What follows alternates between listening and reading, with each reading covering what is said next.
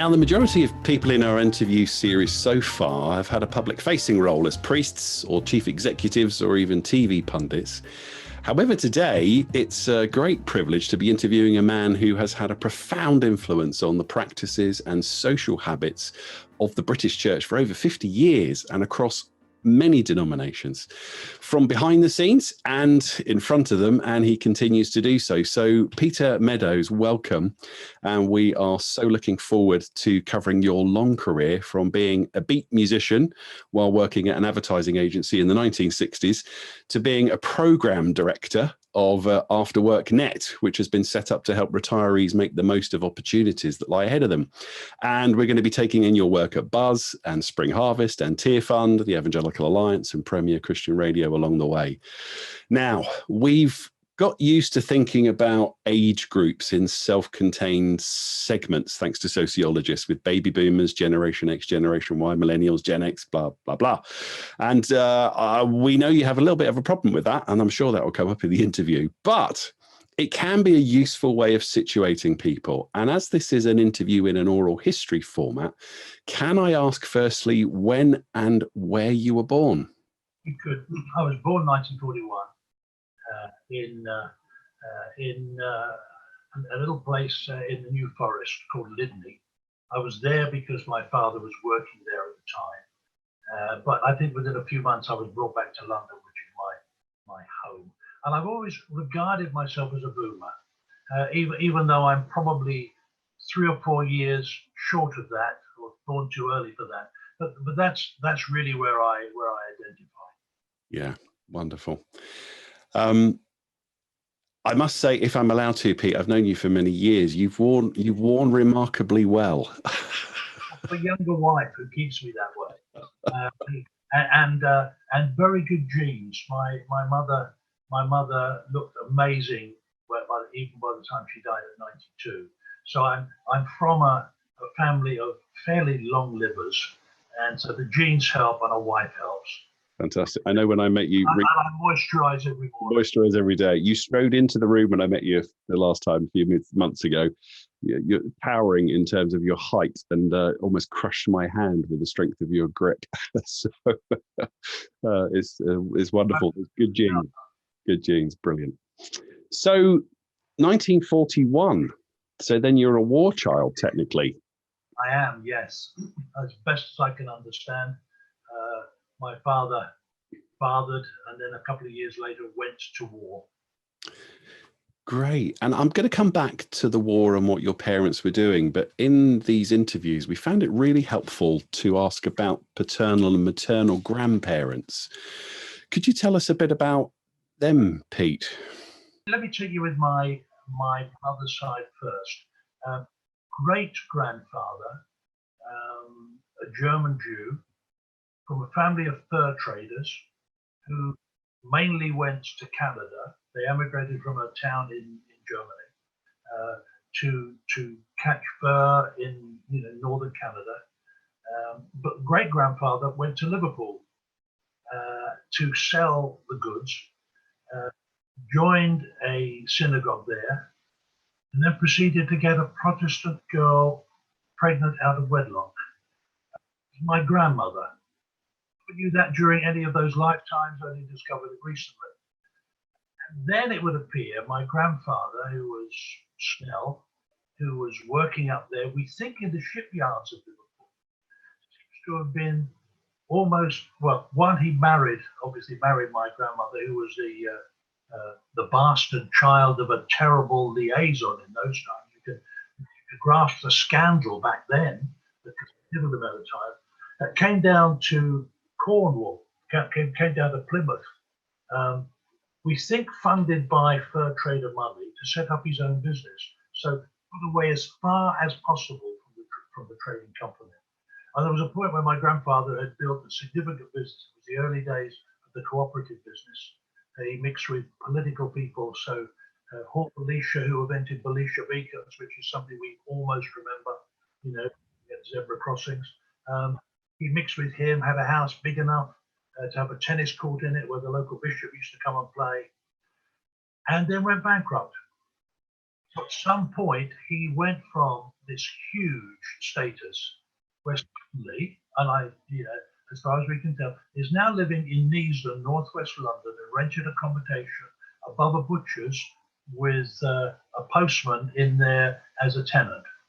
So he went from everything to nothing, which must have been a huge shock to the whole system. The worrying thing for me is my grandfather was an orator, an argumentative, difficult person.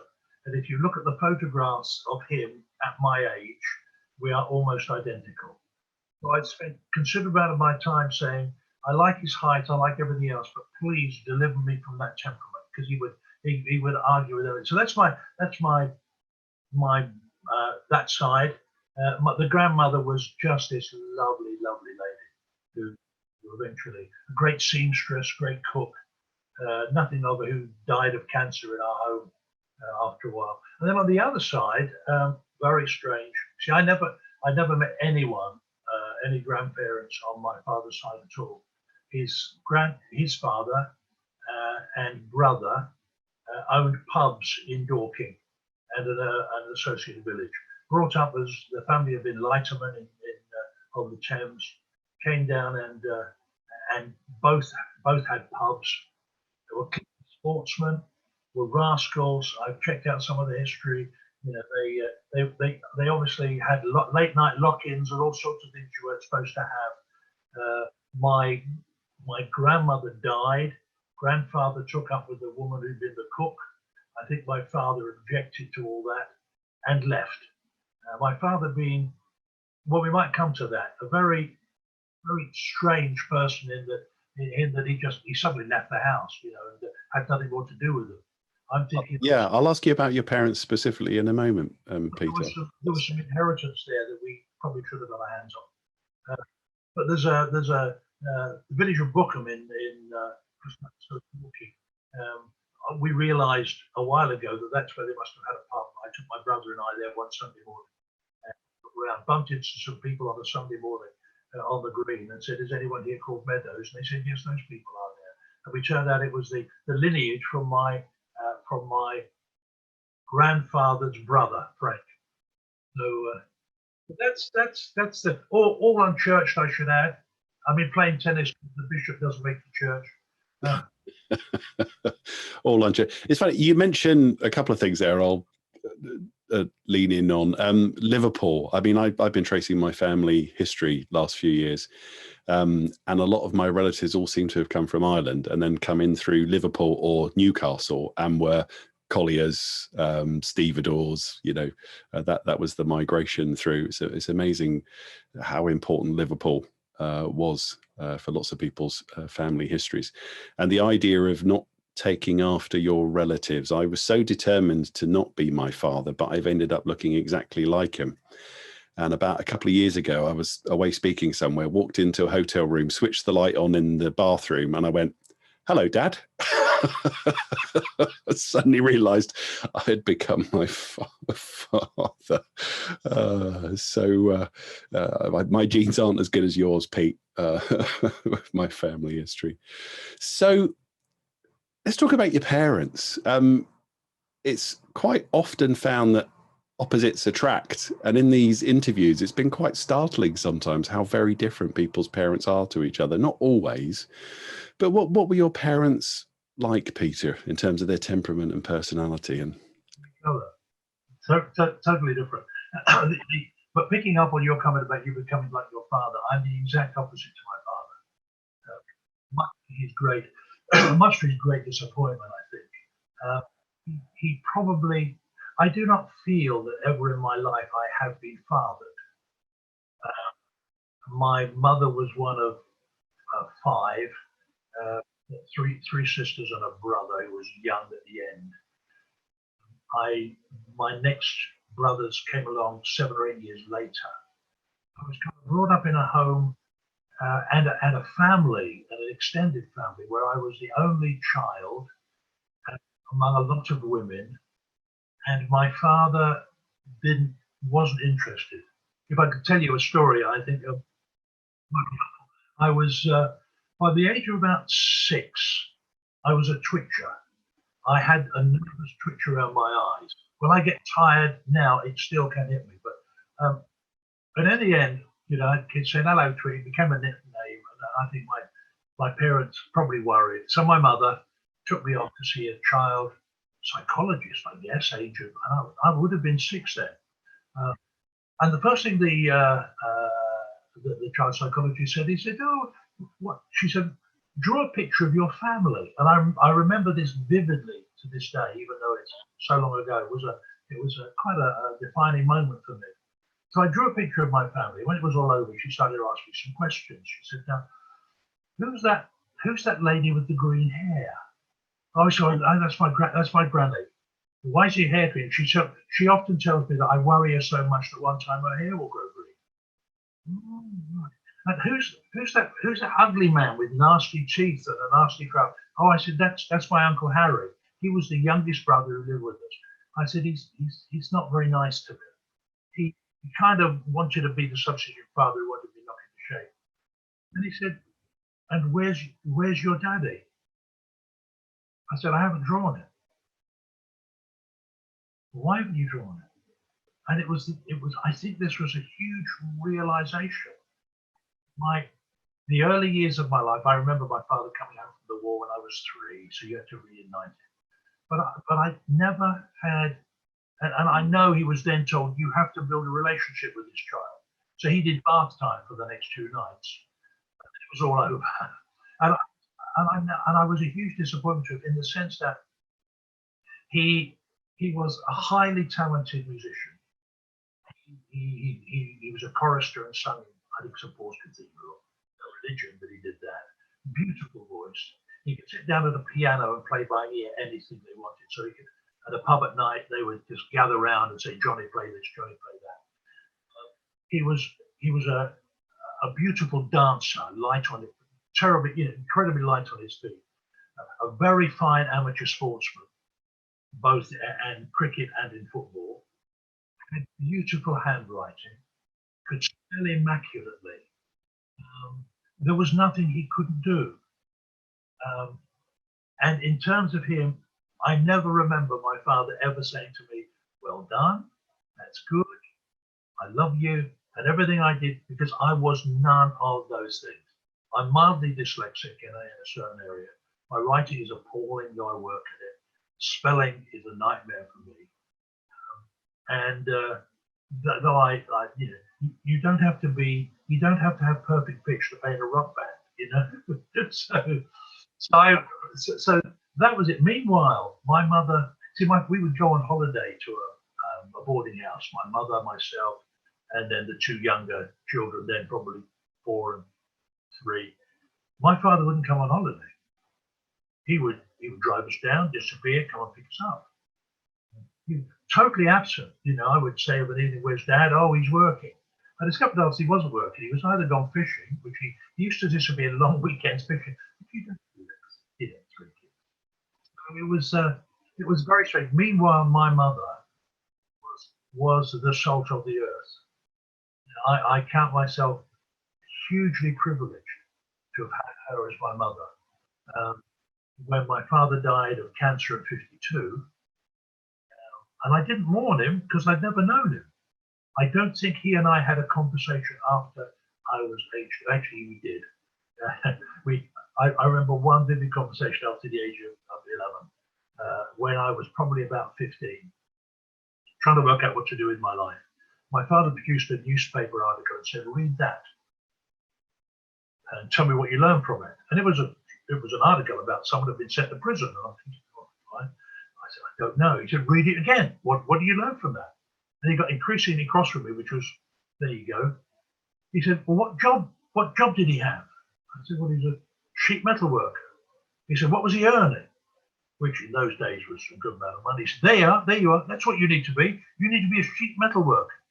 And I thought at that point, my father does not understand me. Being a sheet metal worker was as far as anything you can imagine. So that was the my father died at 52. My mother then, at my mother's initiative, we were brought up in council homes. My mother's initiative, we managed to buy a property. which was large. Discovered it had been owned by a doctor and his unmarried sisters who went to Westminster Chapel. This was Martin Lloyd Jones, and the house was a total tip, and the garden was a total mess. We got it cheap. It was big enough for my father to turn a number of the rooms into little bed sits. Genius, very, very clever. Because he finished up being a builder and decorator. He was a master plasterer. He was high. He was. Someone said if they were wallpapering the walls of Buckingham Palace, they would want him, the plastering for him. And after the war, there was a lot of work. He was repairing intricate cornices and ceilings all over the place. State Kilburn was the cinema with the longest flat roof in the whole of Europe. He was the master plasterer on the job. So he didn't like people. He wanted to be buy and sell. He wanted to be a craft. We had the house. When my father died, my mother therefore the insurance paid the mortgage. We had rentals from this income, but it was my mother's initiative that managed to get us to buy the house. It was my mother's initiative who then got us to sell that and buy somewhere else.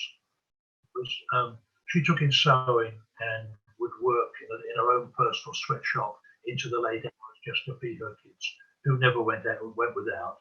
She was just a very remarkable, giving, caring woman, and that was the plus side. Yeah, I was. It's funny what you realize as a kid. I always thought when I was younger that my father was just tired and sleeping all the time. It was only when I got older I realized he was drunk most of the time, and absent. And then he went and worked in the Middle East to escape my mother, who was horrifically abusive. So I understand that. You know, when my father finally died, and people said, you know, are you sad at losing your father? And I said, I lost my father a long time ago. Well, the night my father died, I left as a selfish 17-year-old. I left my mother at home and went out to play with my little Skiffle man. And looking back now, that is horrendous. But I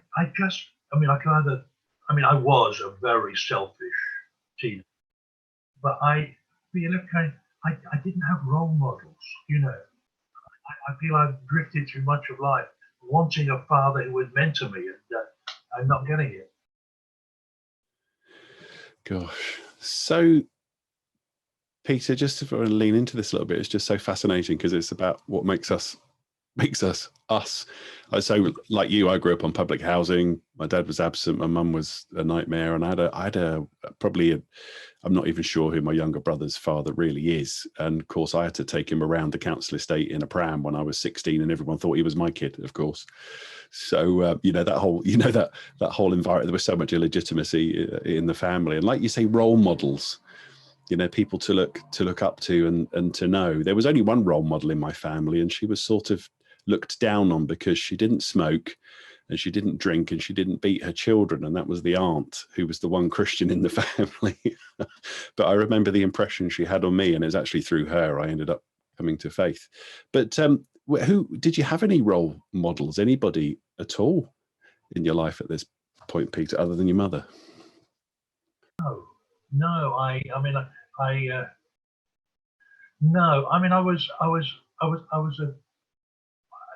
wouldn't say I had a happy childhood, mainly because my parents were desperate to make me something I wasn't. My mother had come from upper middle class, really well middle class.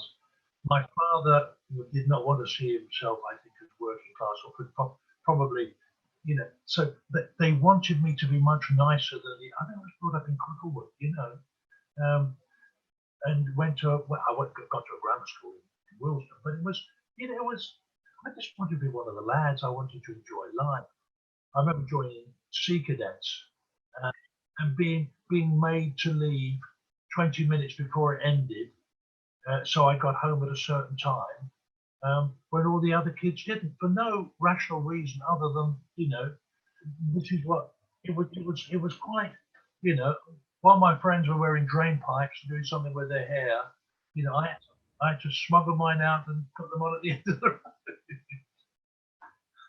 And I think it was because, I mean, my makeup was totally different. I mean, my father didn't understand me. And I think the affirmation that I failed to get, I think it's, I'm going to say possibly psychologically, the affirmation and attention I didn't get at home. One, because of my father, and number two, when you're 7 and 2 younger brothers come along quite quick, that's where all the attention goes. And so I sought it in the classroom. I was the school clown, you know, with lots of humour and fun and cheek, with no understanding what education would be useful at all. And the fact is that I don't think I hardly learned anything at school which has ever been useful. Cause analysis has not stood me well. You know, this is another day when I've not used, you know, trigonometry. I mean, So you were at grammar school, so you must have passed an entrance test, or yeah, you had some smarts, didn't you? I got to the my parents tutored me. And I think I've got it because I am bright, but I left school with no qualifications other than art O level. So they never discovered I could write, never discovered I was creative. And of course, in those days, you either did science, arts, or woodwork. And I was not interested in science or art or woodwork. You know, I wanted to do product design and creativity, and you know, and today, you know, you can. I mean, yeah, you were born 20 years too early. I wanted to go to art college, and my father then said, "You just wasted the last 5 years of your life at grammar school. Why should I pay for you to waste your life in an art college?" And he was right, you know. So yeah, I spent my life in grammar school, in trouble. One geography teacher kept me in every night for a term. He turned up and preached at the church I was at. I nearly fell through the floor. So it was. Okay. Well, I'm going to ask you about church in a moment, but can I just press a little bit more into your memories of being a teenager? Because there was a long period, I think, that we are all prone to forget, of the rebuilding after the Second World War in cities into the 1960s and 1970s. Have you got any particular memories of that post-war period and seeing how things were changing and being developed and rebuilt? Well, I remember the first time we got a television, which was astounding. Screen smaller than my computer screen, with a plastic lens bubble on the outside. I remember sitting there watching the coronation in black and white, you know, at the age of probably 11. So the rebuilding, the most exciting thing is you could find a bombed house next to one that wasn't. And it meant the bricks were sticking out all the way up. So it would be who would have the guts to climb up to the wall to the very top, which was madness. We were, you know, what do I remember? I remember no central heating, lino on the floor. I remember my mother had a wash tub, you know. I remember rationing. It was what life was, and everyone made the most of it. I remember me almost being homeless and being put in a halfway house accommodation by the council until they find us somewhere. And that was, I mean, but you see, then you got to the 60s, which were really exciting, you know. Tell us about the 60s. Yeah, I mean, you suddenly had this generation, which was the first generation brought up with television in the house. So our parents had been brought up with book learning and that linear culture, and they waltzed. And suddenly there's this new generation that's brought up. Television in the house, it's much more intuitive. You're getting information in a different way. It's shaping how you relate to people. And everything is entertainment. And now you've got guitars and skiffle and washboards and T-chest bass and fun and vigor and life. And then eventually you've got Elvis and the Beatles But Mary Quant, and rules are broken, and it becomes life and fun. Oh, it was a great time. A great decade. Yeah, my decade was the 80s, and my kids look at me when I tell them it was the best decade ever because of the clothes and the music, and they look at me like I'm a dinosaur. But I would argue the 60s were far better. I suspect the 60s must have been absolutely awesome. Post Second World War, it must have been just an absolutely astonishing. I mean, I sometimes think, we think that technologies change quickly and the world's changing quickly, but I can't imagine the transformation from the Second World War into the 60s. It must have been staggeringly fast, fast-paced and exciting. You figure, I mean, we're currently having this conversation during the COVID crisis, where everything's locked down, and we feel pretty miserable. But war for 5 years was, you were gathering in air raid shelters, and wondering if anyone was going to come home from the war. The number of stressed people, and no one understood, stress and post-traumatic stress syndrome and anything like that. I mean, it was just, it was tough. 1 week holiday. That was it, and you work New Year's Day. Yeah. Sure. As if, I mean, I remember my maternal grandfather was Latvian, and he at 16 had been dispossessed and forced into trench warfare. He was so traumatized by the Second World War, he didn't talk about anything until he was in his 70s and barely spoke English. And then on my father's side, he was sent home from India, I think, in the Second World War with what they had just diagnosed as shell shock. And he just sat in a chair, as far as I can remember, for the whole of his life, smoked and drank until he died, and never got over what he saw. And they never ever talked about it.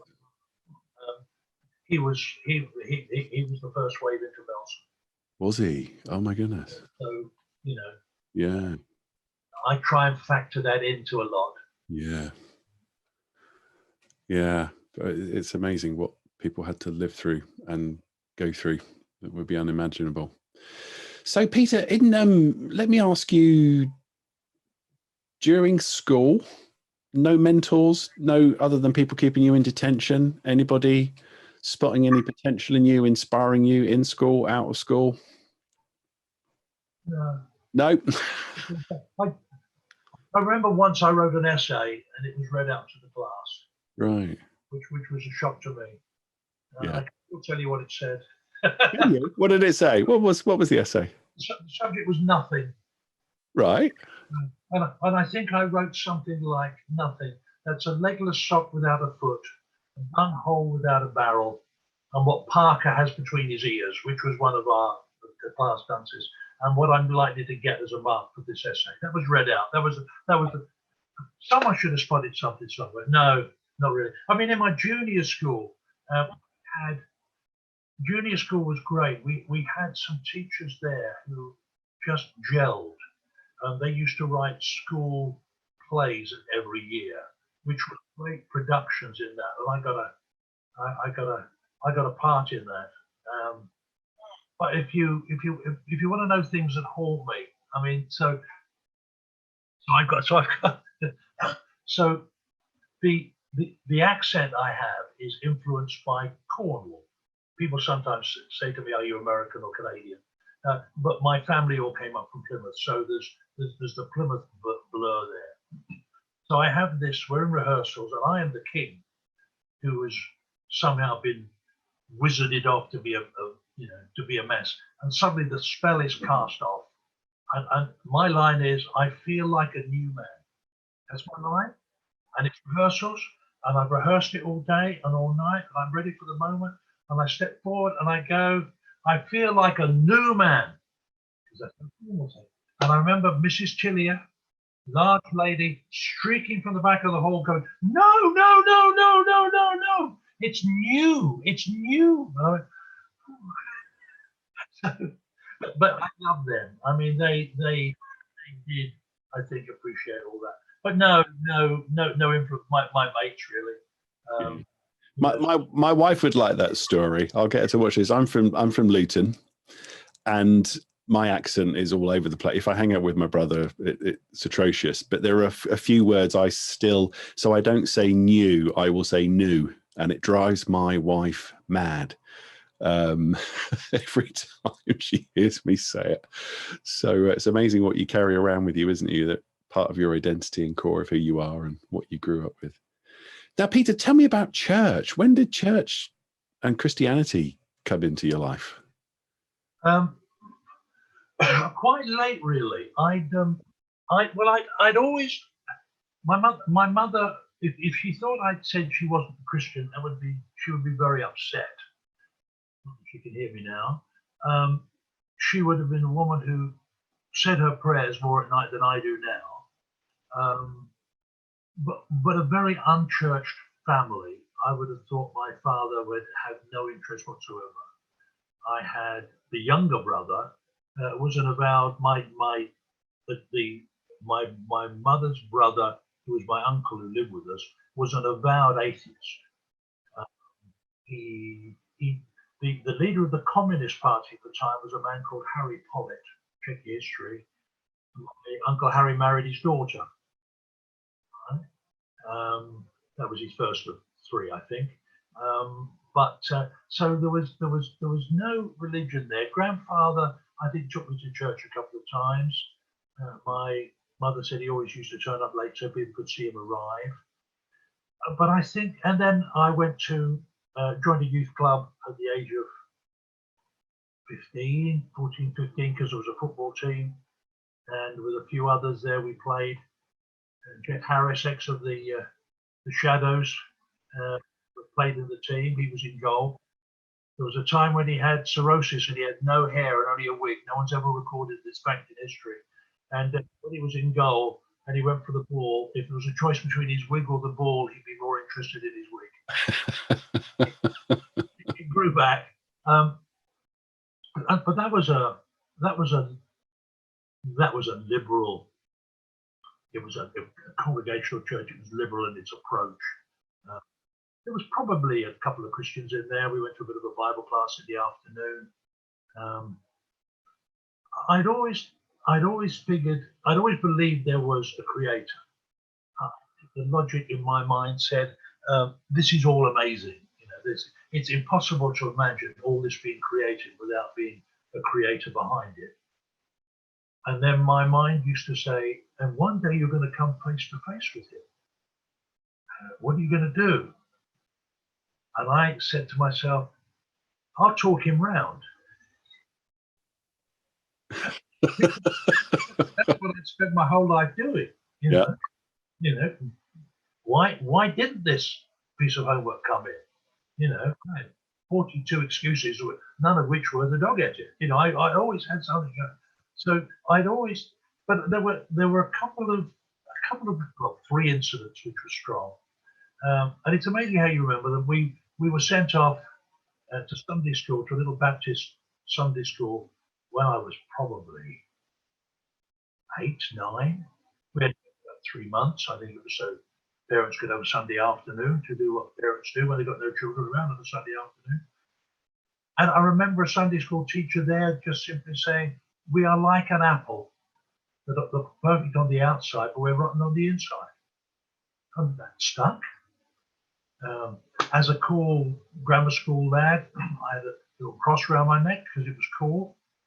And this elderly, she probably wasn't elderly, but she seemed very elderly, science teacher on a school trip looked at me and she said, at some point, whenever I was just hanging around, she said, do you wear that because you're a real Christian?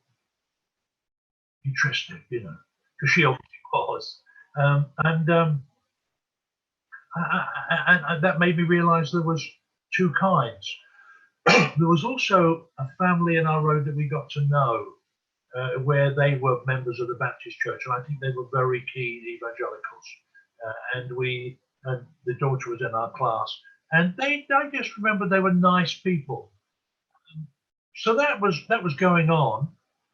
And then I graduated from Skiffle, joined joined a rock band, doing Elvis traveling, doing dance halls and stuff. And we as lads went away on holiday, and we found a caravan on the Isle of Sheppey, which is basically a piece of mud just off, and went looking for what boys look for on holiday, and found four girls in a caravan not far from us, at 16 years of age. I can't believe their parents allowed them to go on holiday by themselves. They described it as the last caravan they could find anywhere, which is why they're in such a godforsaken place. And they came to us to rescue because their plug in their scene got stuck. But they'd gone away. Two of them were signed up Christians at 16, saying we want our faith to count. And here's these 19-year-old rock and rollers, And I noticed a Billy Graham songbook on the side of the and started a conversation, which was, and they stood their ground. They said they were going to leave a Bible out, but they thought it was a bit too far. And then I asked one of them, so what's hell going to be like? Because that was the thing I figured I was going to have to talk God out of. And she gave me an answer then, which isn't an answer I would give now, if I'm honest. But it was the answer I needed to hear then. And she gave me the very traditional fire and brimstone, eternal punishment forever, forever, forever, forever. And I went, I don't want to go there. But I didn't have the slightest idea what I was supposed to do not to. Meanwhile, the lead guitarist in the band was brought up from a Salvation Army background. He knew exactly what he needed to do. We went back to our caravan that night. He knelt down by his bed, gave his life to Christ, got up the next morning, totally transformed. Before that, he had the foulest mouth I'd ever heard. He desperately tried to curb it because his mother was a sweet Salvation Army lady who was offended by all these words. He got up the following morning. I never heard him swear again. So there is these. I'm just getting the picture here. This is the most unglamorous conversion experience ever. So there is this group of 19-year-old rockers cool. on the Isle of Sheppey, which I believe.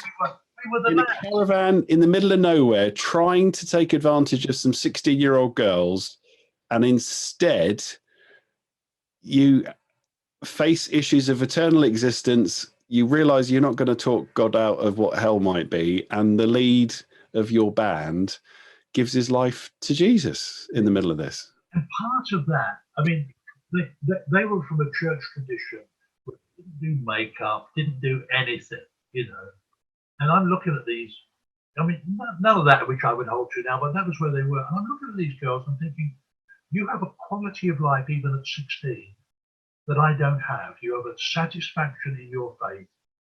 All I'm doing, I haven't got, which was part of the picture. And then, long story short, we started to go. They were from a Christian Brethren Assembly, which, they've all died out or changed their names now. But it was a group of faithful people who loved the Bible, loved each other, and wanted others to know Jesus too, but were very, very strict on, on Sabbath observance and film, all sorts of stuff. But we started to go to a very, very good youth group in a home set up by a couple of people, which these girls have been influenced by. And it took me a long time to realize that what I needed to do was receive what was grace, really. I was constantly trying to work out if I was good enough, God would be happy. It took several months for me to understand that forgiveness is a gift, that Jesus came to make it. It was a gift I received, not something I earned. I wouldn't get to heaven saying, well, I did well here and you're lucky to have me. I was there because of what Jesus has done. But it took me a long time for that to happen. And part of the story was I returned, because this was all in Ealing. I was living in Cricklewood. I went back to the the Congregational church I had been at, and someone there had obviously become a Christian. I remember he was a Dutchman, and he'd come to Living Faith, and he lent me a book by Billy Graham, Peace with God. You need to read this. And it's based on the Beatitudes. And halfway through it says, there's no point reading any more of this book unless you've been born again. So I think for about 4 nights running, I knelt down by the side of my bed and said, dear God, if I wasn't born again last night, could you make me born again tonight, please? And then I just look back and, I think it's described that, when a ship passes the equator, sometimes people know it's happening and do this big celebration. Sometimes people are asleep in their bunks and they wake up afterwards and look and realize it's happened. I think I was one of those asleep in his bunk. It took me, but that was my journey, and I was linked into to some really good guys who love God, and then I was mentored. A guy called Philip Herbert, who led me, fine guy, now an Anglican reader, who's faithful. Turned out to be one of John Stott's closest supporters and friends, and he did mentor me. It's amazing the importance of mentors, isn't it? So you'll know Andy Hickford. Yep. So I became a Christian at Stopsley Baptist Church, having never been to church till I was 17. And of course, Andy was the newly appointed youth pastor, and I got to meet with him every week for 3 years. I look back now and think just an amazing time and place to be with someone that would invest in your life after, parents who were unable to. Mine weren't. Well, we did Bible studies, and they decided they're going to do a beach mission one summer. I mean, I've been a Christian 2 years, but I've done Keswick and stuff. I did the hothouse conversion route, did a couple of evening classes at London Bible College, London School of Divinity now, where they failed to teach me how to preach. I did history of the church, and I realized that there's something here. But we ran our own beach mission. In order to do that, we need to be trained. So we got people on Morelands Bible College to come and train us, Scripture Uni to come and train us, and then we went off and did it. And it was a hothouse of experience. So whilst this is all going on in sounds like your early 20s at this point, what was happening for you with work? What were you doing? Well, I joined an advertising agency at 16. I decided that sheet metal work was not going to be exactly what I wanted to do, and I had the slightest idea. I didn't know how advertising worked. I was intrigued traveling on tubes to look at the advertisements that were there and figure out why they were there and what it was about and how it worked.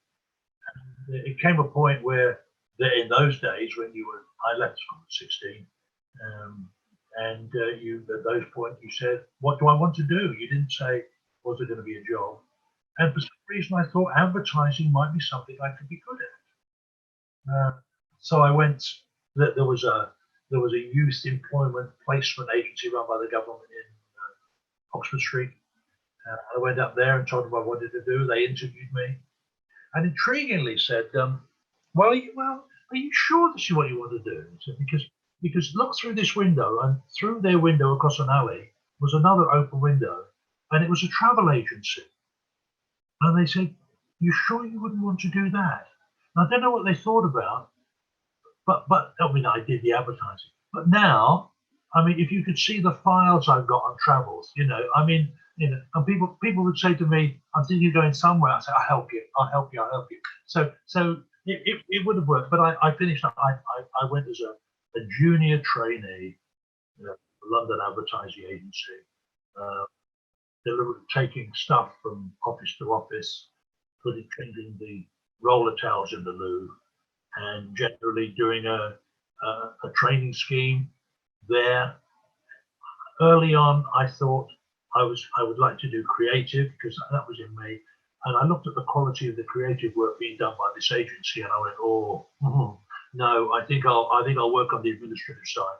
So I worked as what was known as a traffic planner, which made sure that every process of the creative thing happened from the very beginning to delivering what the newspaper needed. You planned and managed all that, which was a lesson. And then I moved to the next agency I moved to. The creative concept was rubbish. And I'm going, I could do better than that. And I was doing stuff, for our little group. And then the third agency was a new, they were a hothouse agency. They all changed their names now, but this was the sharpest agency on the block. And I went in there. I spent all my time sitting with the creatives, sitting with the typographers, listening and learning, just absorbing it. And I think they enjoyed, doing that. I designed a little leaflet for our youth group, and that was the only item that the typographical department put on their wall that wasn't their own work. I went, oh, this is all right. And it was during that process I was in advertising for about 8 years, and during that process I became a Christian, and struggled really because I was more marked out for the things I didn't do than I did. I don't feel I did a great job. There was, in the first agency, I know one of the guys was so impressed with the change in my life, he went up and his wife gave their lives to Christ at another church.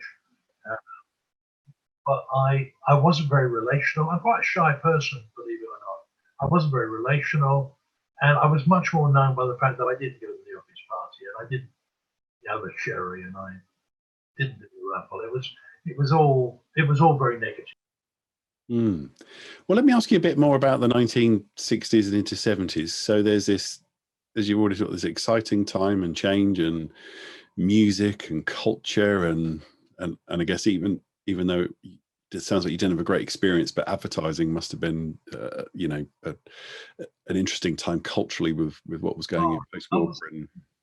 Advertising was fabulous. The third agency I described, I can remember the day the Sgt. Pepper album was released.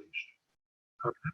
And so we went and bought it in the morning, had a portable gramophone record player, put it in the middle of the room, and 30 of us stood round and listened to it 5 times in the afternoon, did no work. 30 of you, 5 times. But it was. I think I should stress the impact that the advertising world had on me. In terms of, I was confronted with people for whom excellence wasn't good enough. Things had to. The number of times I saw what I thought were brilliant campaigns in the bin and said, we can do better. Particularly in the third agency I was at, constantly saying, we can do better, we need to think harder, we need to make sure the detail is right. And that had a huge impact on me, that it has to be good. So, Pete, let me ask you, so let's compare that world that you're in to the church world, because when we talked to Steve Chalk, he talked about the church being culturally stuck in a hymn sermon, hymn sandwich. Joel Edwards, when we interviewed him, talked about the division between Christian music and the devil's music, as it was called in his church. So what was it like for you navigating this advertising musical world alongside the church world in the 60s? How did they contrast? What was going on at that time? The church was, as you described it, the church was, we described it as a hymn prayer sandwich.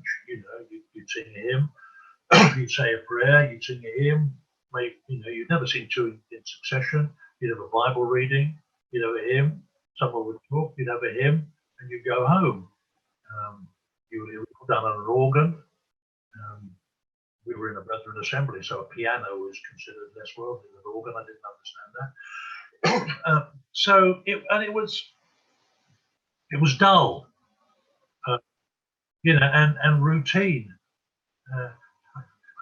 I do see in the Brethren. You if you were leading a meeting like the 6:30 gospel meeting, which was the one that was led, which you had to do, and occasionally I finished up, visiting and leading with her, and it was always you'd sing a hymn, everyone would sit down, then you'd pray. And I remember the place, I think it was a Brethren assembly in Hounslow.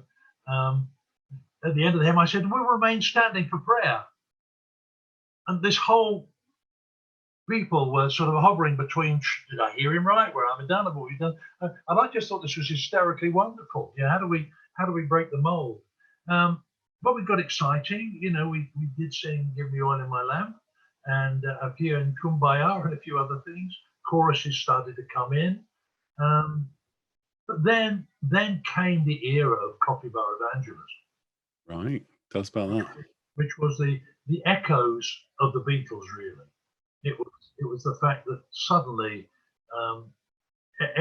almost every church needed to have its own little group with drum. It was a pseudo. Well, you were never as good as the Beatles, but it was a pseudo clip of the Shadows, or three girls singing and a guitar. But it was something which was singing some newly written songs or some words to some existing tunes. Some of them weren't bad, and then they would find a premises, turn it into a coffee bar, and invite kids in from the streets, which was a phenomenon. I mean, it's pretty well unchronicled. I don't think you find anything on Wikipedia on it, but it was a huge move. And by then, the guitarist and I had left the band. I figured, I mean, the Christian culture then said, you can't carry on doing this. You've got something better to do with your life. And that was all right. That was all right. It was fine. But I think today that's a different kind of pressure. So he and I started to do some stuff. And then he went to Bible college to train, to join the Aviation Fellowship. We formed a little band in the church with a couple of guys, some girls, and we were all right. We were called the Unfettered. Unfettered. We discovered there were hundreds of these. Hundreds, yeah. Literally hundreds of these around the country. So this wasn't organised centrally by anyone as a national initiative. Was it just a grassroots response? It was a grassroots. I mean, people started to realise there were others. So, well, we need one of those. We can do one of those. We can do. Oh yeah. And so the news got out. We had. I'd been significantly. I mean, I talked about the beach mission we'd done.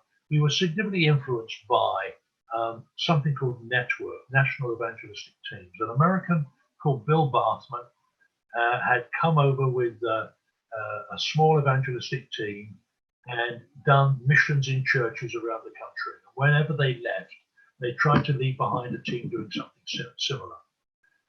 And they used to run an annual conference at Swanwick, well known, where all the Christians visit. I spent hours in Swanwick, I can't believe. And so our little youth group in our Brethren Assembly was part of that. Phil and Herbert, I mentioned earlier, became its general secretary at one time. So we would do these weekends every year. And out of that, we started to discover there were some people who were, there were the other bands out there. And so the bass player in our group, a guy called David Payne, who was part of this, we looked at each other and said, we could do with something which was help, equip, and train and enable those who are particularly using music to share their. I'm in an advertising agency, the first one in London. I'm going up in the lift, and I see a guy with a fish on his, or a Scripture Union badge, or a fish or something there. We have a conversation. It turns out his name is Jeff Shern. He turns out to be in a group, very good group called the Envoys. He, David, and I became the closest associates for 10 years, and out of that established what was Musical Gospel Outreach, which was an NGO, essentially set up. This was the beginning of the entrepreneurial stuff. Yeah, I was about to come to. I said I think we're getting close to the genesis of the Musical Gospel Outreach. So tell us. Tell us about that. So out of that, we said, what do we do? So we called. I suppose we called a day, and there was a little mission hall in Ealing that we used attached to St John's there. We sent out or made phone calls to as many bands as we could and said, if you want to come, let's have a conversation, see what we can learn from one another, see what we ought to do, and did that. And out of that, we started MGO, Music Gospel Outreach. Figured that we needed a newsletter, had no money to post out a newsletter, said, well, if we call it a magazine, they'll pay for it. The Buzz magazine was born as a little Buzz was born. 6-sheet publication. David used to get on the tube of the morning, meet a young lady there who was also traveling as a secretary in. He'd take letters to her on the way in. She'd take them in at lunchtime and give them to him to sign on the way back. The first advertising campaign we ever did for Buzz was in a phone box. Was David in a phone box on Paddington Station phoning anyone he could. We had no phone in the office. If you wanted to talk to Jeff, he had a phone box outside his office. So we would phone that box and hope someone would answer it and say, would you mind knocking on 126, please, and inviting him. I see. It's just, I take for granted now, don't we? Creativity, the internet, the low thresholds to get into connecting to people and marketing and stuff. But, you know, you're literally using a payphone to drum up interest. I think let me cut back on one thing. I talked about the influence of the advertising agency on me. There was, during my searching for God, can I discover grace period, it's called Tom Rees, who linked with Hildenborough Hall at the time, very, very effective as an evangelist, used to hire the Royal Albert Hall. He was running a series of Sunday night meetings at one of the theatres in London, and my mentors dragged me along there, and I responded there. But what struck me was when Tom came to read scripture, he'd memorized it. And then before he spoke, he said, let's pray. We closed our eyes and we prayed. When you opened your eyes, I realized that all the stage lights had dimmed while we had our eyes closed. So now all the focus was on him. And that just, and then I went forward, and I think it was a guy with bad breath read John 3:16 at me, and I muddled on through. But it was those things that, yeah, in the advertising world, you've got to do things well. But for the kingdom of God, if you do things well, it does make a difference. Compared to one evangelical leader who passed away a couple of years ago, who soon afterwards said to me, when we do things, we try not to do them perfectly, so there's room for the Holy Spirit to work. It was a very strange theology, and I couldn't live with that. So that's where it grew, really. And out of that, we discovered there were things we needed to do. I think we were three fairly fearless people, maybe foolishly, and it takes me back to who I am. I think I've always had a view I can do stuff, and at times can't, and drop myself in it. But on holiday as a 7 or 8 year old, father abandoned us on the beach. I would go and watch the talent show because I was intrigued to see talent on stage. One time they asked for volunteers. I thought, I'll have a go. So I volunteered. They said, what are you going to do? I said, I play the drums. I'd never touched a pair of drumsticks in my life, but at 8 year old, I'm up there having a go. And I'm realizing they're rushing around to try and get someone to play the piano. That's the sort of measure of foolishness that's in the middle. So Pete, what was it? So the three of you sitting around, are you having high-powered conversations about the nature of the church? Is it a lot more pragmatic? Are you like, oh, we should do this? No. Where did the ideas come from and the courage to do them? There was no deep ingrained theology going on. I was reading stuff and thinking stuff through, and I probably need to backtrack to that in a minute because that's another significant area which helps understand me and what happened. But no, we were considered to be rebels, but we weren't rebels in any way. We were just expressing our culture. We were now brought up without a church culture. we were brought up, just as Dave was from very ordinary working family. Jeff too, from a rural village, and we were just trying to find answers to meet needs. That was it. How do we find? So what was the need? The need was to link these groups together in a way so they could learn from one another and encourage one another. So we had the magazine, which started fairly small, but linked people up with some ideas and tips. We ran some training days in London, which groups came to around the weekends. Realized then we had a campus crusade, sent a group of musicians called the Forerunners over. Brilliant musicians who wanted help. We offered them help. We gave them, because InterVarsity Fellowship said, get on your bikes and swim back to America. There's only one room for anyone in universities, and it's us. And they said, well, we had something to offer. So we loved them, cared for them, and decided it'd be great to make a record. So we started a record company. And just needed to solve things. And we did this with no money.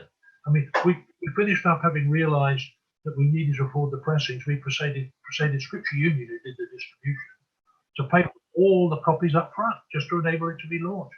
Without people like that making it happen. Yeah. I think, Pete, it makes me realize, my generation just take for granted that entrepreneurial, pioneering period that made so much possible. I've heard several stories from different people over the years of, it sounded like a sort of conscription of packing the magazines for you. Lots of roads for a lot of Christian leaders lead back to that Buzz magazine, don't they? Well, they do. I mean, in fact, on Facebook yesterday, a former press secretary for the Archbishop Church of England just posted up a picture of something he's just written for Christianity magazine, along with a copy of Buzz magazine from, I think, 1974, where it was an aspiring trainee journalist, and I gave him his first writing assignment. And then people have added to the comments, I used to pack this, and it was the magazine in the early days was phenomenal, because you used to have little concerts and stuff happening. People would just, it was life, and it was information, and it was just a joke. It was called Buzz when everything else was called Christian this and Christian that, Christian the other. And so it was, we then did I'd moved from the Brethren then to an independent evangelical church. I've always said that the Brethren taught me the Bible, the independent evangelicals taught me doctrine. So we did a series of pullouts. We realized that if you had a collectible in the middle of your magazine, people would want it every month. Simple. So we did some basic theology, information given by the minister there who'd done his theology, turned into words people could understand by me. And so we discovered that Bible college students around the country are going, this makes more sense than anything I'm getting in my lectures. It was, a while back I met Mike Delabauci, now a significant force in youth. He said Buzz magazine was his spiritual food and lifeline for several years because nothing else made sense. So it grew from it. Can I backtrack a bit? Please do. Yeah, you wanted to backtrack. Yeah, there is a gap in this. So I'm in Buzz and we're doing all this stuff. Get married, go on honeymoon, take something away to read. We take away a primer on Marshall McLuhan, who's the sociologist who explains the impact. He's the man who said the medium is the message. He's the guy who was essentially saying the way you receive your information shapes the character of the culture and the people. And this was a primer, so it was simple words. And as I devoured this, I realized this explained me and what I was doing. and explained what happened to do, needed to happen. And that, together with a book by Professor Neil Postman, Amusing Ourselves to Death, which echoed all that, helped me to perceive that there was a significant change in culture that had happened. We'd moved from the age and era of typography to the era of random electric communication. So in brief, we'd had, since the invention of the printing press, which produced mass books, so that people essentially did book learning, which could be a solitary, by yourself experience, and where you read word by word, sentence by sentence, paragraph by paragraph, page by page. That's how you gathered your information in an orderly, shaped way. That shaped the way, generally, people engage with truth and information. Now, and the only way you received your news was by newspapers in that kind of. Then, almost overnight, with the inventing of the telegraph and information, and then radio and television, there's this bombardment of information where you receive stuff not in a linear way, but in a random way, and you somehow got to make sense of it all. And so you are back to learning the way people used to learn to cook before there were cookbooks, or the way you learned to farm before you could read a book about farming. You watched, you asked, and you tried. And we had lost that. So the reason there's been such an emphasis on you have to read your Bible every day, which the Bible doesn't say, and never existed before it was possible for people to have a Bible to read every day, but the way you were supposed to do your Christian faith. And I'm waking up and going, this is a different world. And so we started to apply that kind of, it was what we were doing already, but it made sense. And it shaped everything we did. We realized that we were giving people, I mean, Postman says everything is now entertainment, and he's right. A newsreader is now on the entertainment, genre. So I want to explain that as something, the era was there. I think the other thing that was changing as well, which is almost parallel to where we are now. We have gone through this in a generation, really. The impact of the internet, meaning the amount of information that you need is just at your fingertips. I mean, the way we relate socially was impossible before the internet. Well, the other thing that significantly changed, certainly for us, was the way printing worked. Yeah, I was going to say wasn't there an innovation in some changes in technology and printing that allowed you to make else happen. Yeah, I mean, there was everything was called mainly letterpress printing, to simplify it, which meant that the type had to be set by hand or by a machine. It was all very rigid, and you couldn't have a lot of design. And certainly, if you were doing stuff in general marketing or in the church, that's the way it was. Where everything was printed. And then something called lithography was created, where essentially it took a flat, whatever was in front of it, photographed it and turned it into a printing plate. So suddenly, drawings didn't have to be very costly, to turn into a block of metal print. Something called letraset, where you could rub your letters down and chip, and that was our era. So Buzz magazine was never letterpress. It was actually typed on an ordinary typewriter. We couldn't afford a special ribbon so the letters came out sharply. So we take the stuff, stick it down, and go over it with a fine-tooth pencil to fill in the gaps on the letters. I want you to know the dedication to the craft, the way that to make this happen. And then eventually we got some computers which would allow you to do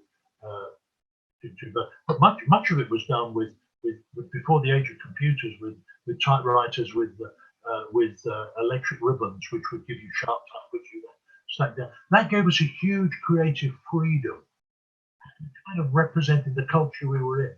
So that was all part of it as well. But if I was to go back, yes, we training needed a record label.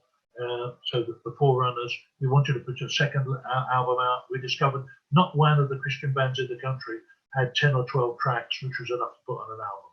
So we had to do the opposite, which was how Graham Kendrick, now one of our master worship leaders, appeared with a band, Christmas of Truth, singing.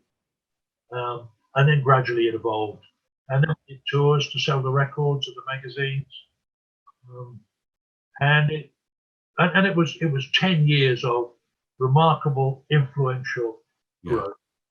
Now, see, Buzz magazine, I became a Christian end of 1986 when I was 16, turning 17. And remember Buzz magazine, didn't particularly read it, but there's one issue that I really do remember because it was just after then.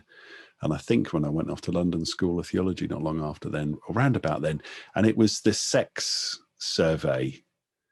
I have a memory of that you know, basically there was this. There you go. And I remember the scandal around me of people saying some people saying you shouldn't read this because it's not great news, and other people saying no, finally someone's getting Christians to be honest.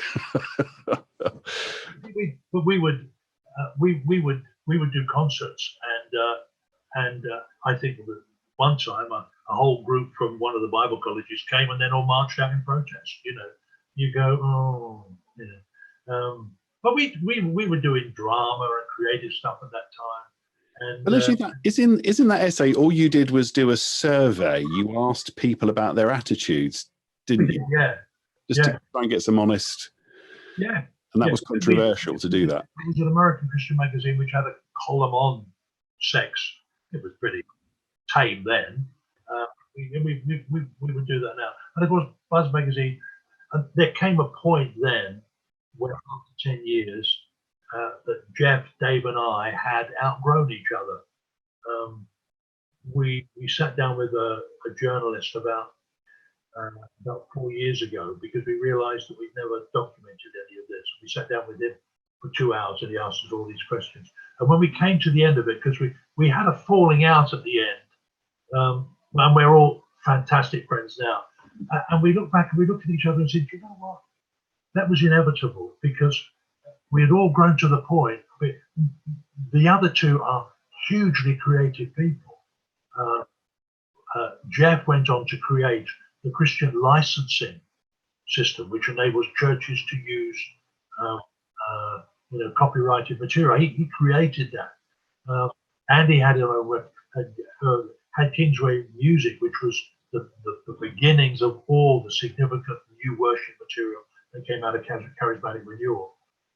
Dave did a lot of marketing in America.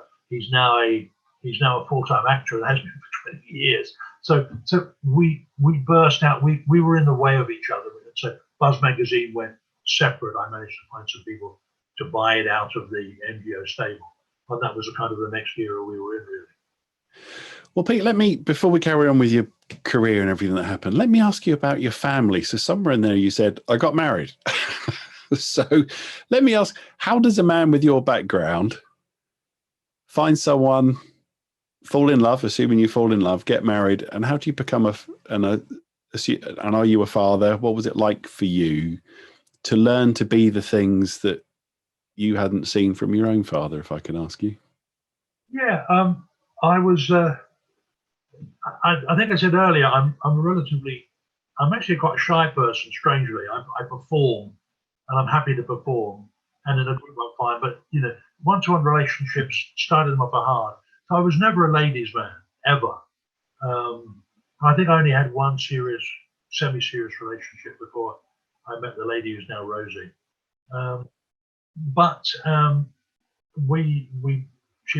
She was in Manchester at Drama College. I was in London and had done all the marketing and promotion for a Cliff Richard gospel concert in Manchester, put together by someone who had significantly influenced her. She used to work in a coffee bar there every Saturday night. Saturday night was her night on the town. She used to go to the discos, stand on the railings and scream at the stars. But Sunday night she was there, and he invited her to do the makeup for this Cliff Richard concert. So she was desperately in love with Cliff Richard. I think she probably might even be. She had pictures of him all over the world, all over the walls. And this was most, so she was there. This was her way of meeting Cliff. And she did all the makeup for the bands. He decided to do his own. I walked in because I was up there to see the event, and I saw this lovely blonde apparition in a pink and white striped overall, and said to her, I said, so what are you singing tonight? Knowing very well she wasn't. And she went, oh, they were just doing the makeup. And I thought, yes, you're charming. And parked it away. A few later that year, I was invited back up to speak on just pre-Christmas to in the coffee bar. She was told someone special was coming. So while they were praying, she was peeping out of her eyes. She assumed it was going to be Cliff again. With great disappointment, I walked in. She can still remember what I spoke on, which is very impressive. But Cliff was doing a big concert at the Royal Albert Hall with the Settlers, which NGO and I have done. It was for Tearfund. We'd done all the marketing and publicity for, and there was going to be a dinner in a hotel for about 20 people, which Cliff was hosting, which I needed to bring someone to. I had no one. It was, I was 27, this bachelor going on, when's he going to do something? You'll never will.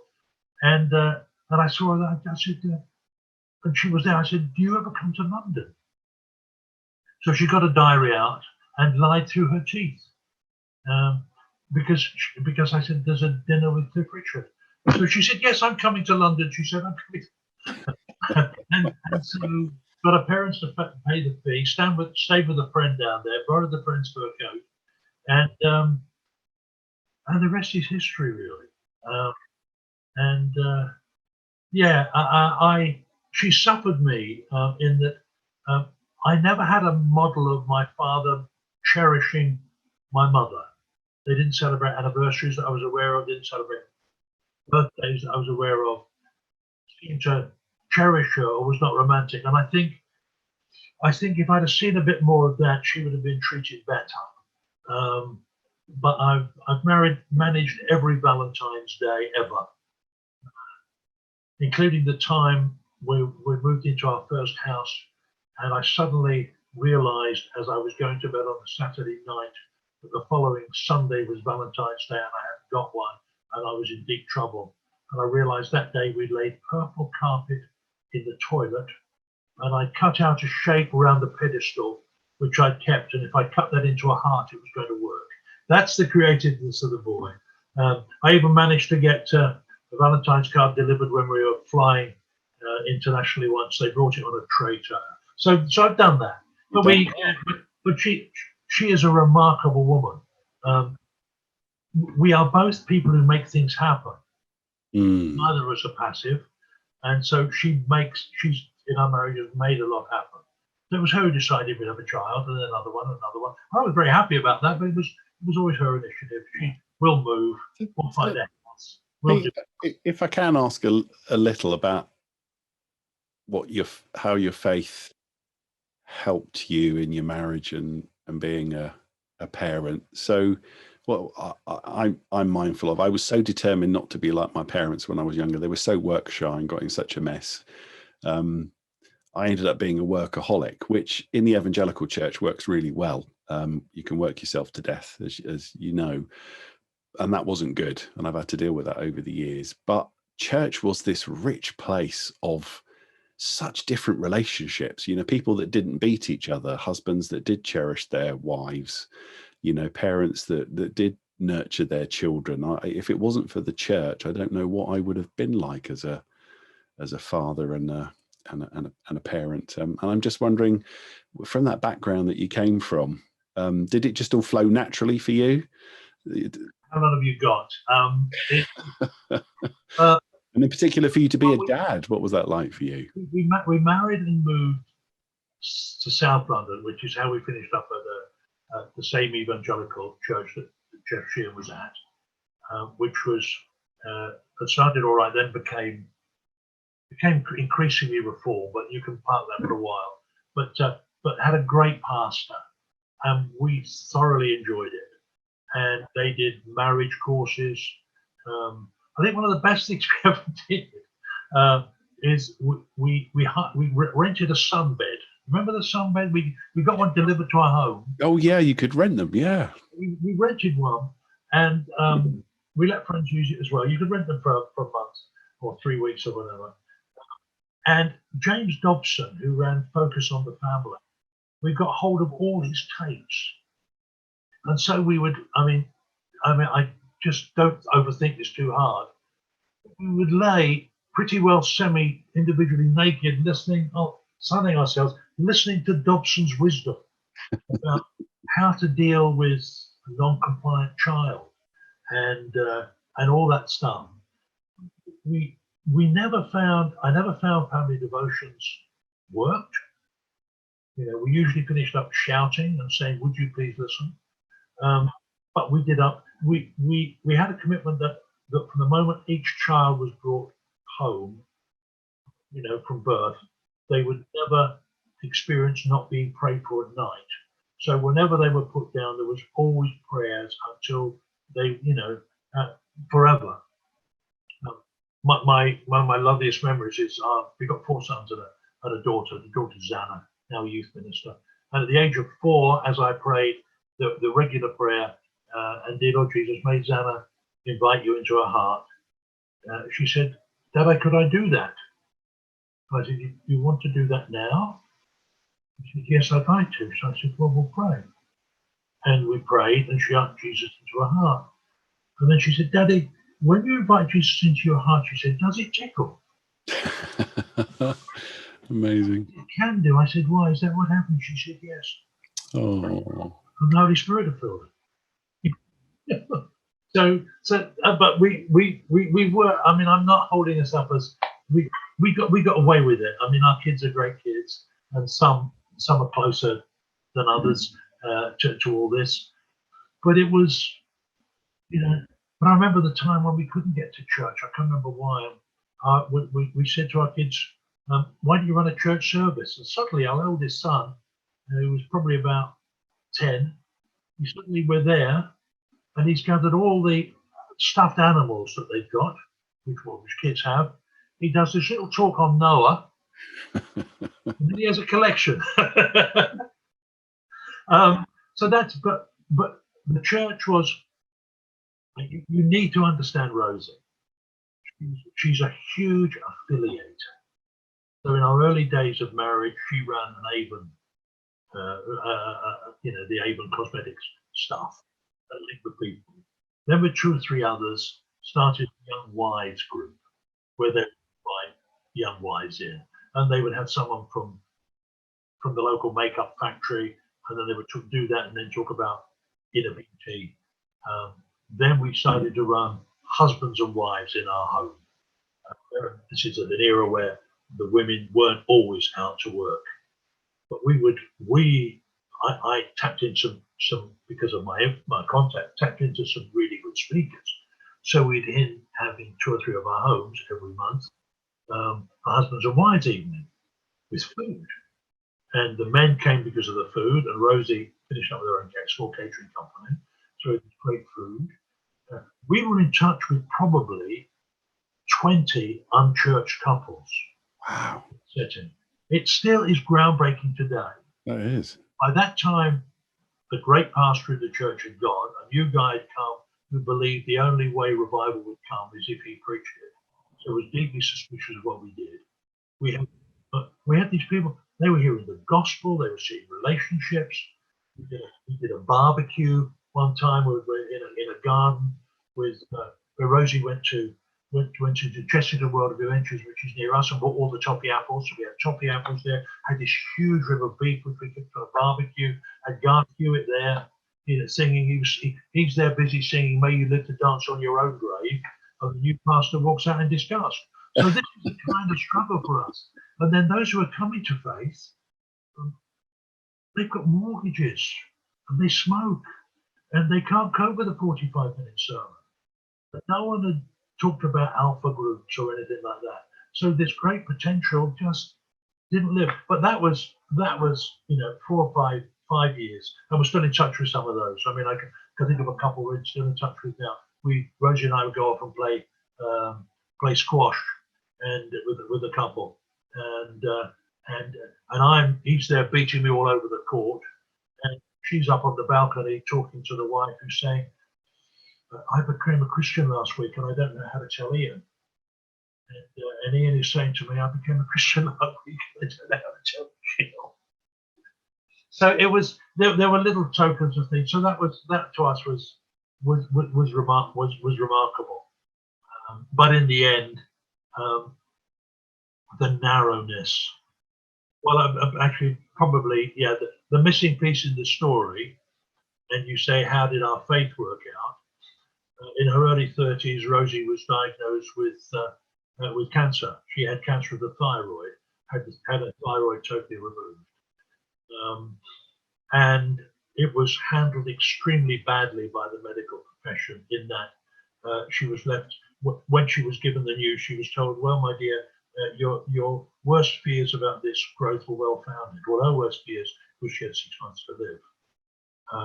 And that, and on top of everything, I mean, she's now totally well, but she suffered for about 4 years with deep and prolonged depression, which we needed to navigate our way through, which was we would now look back and say, one of the richest times in our lives.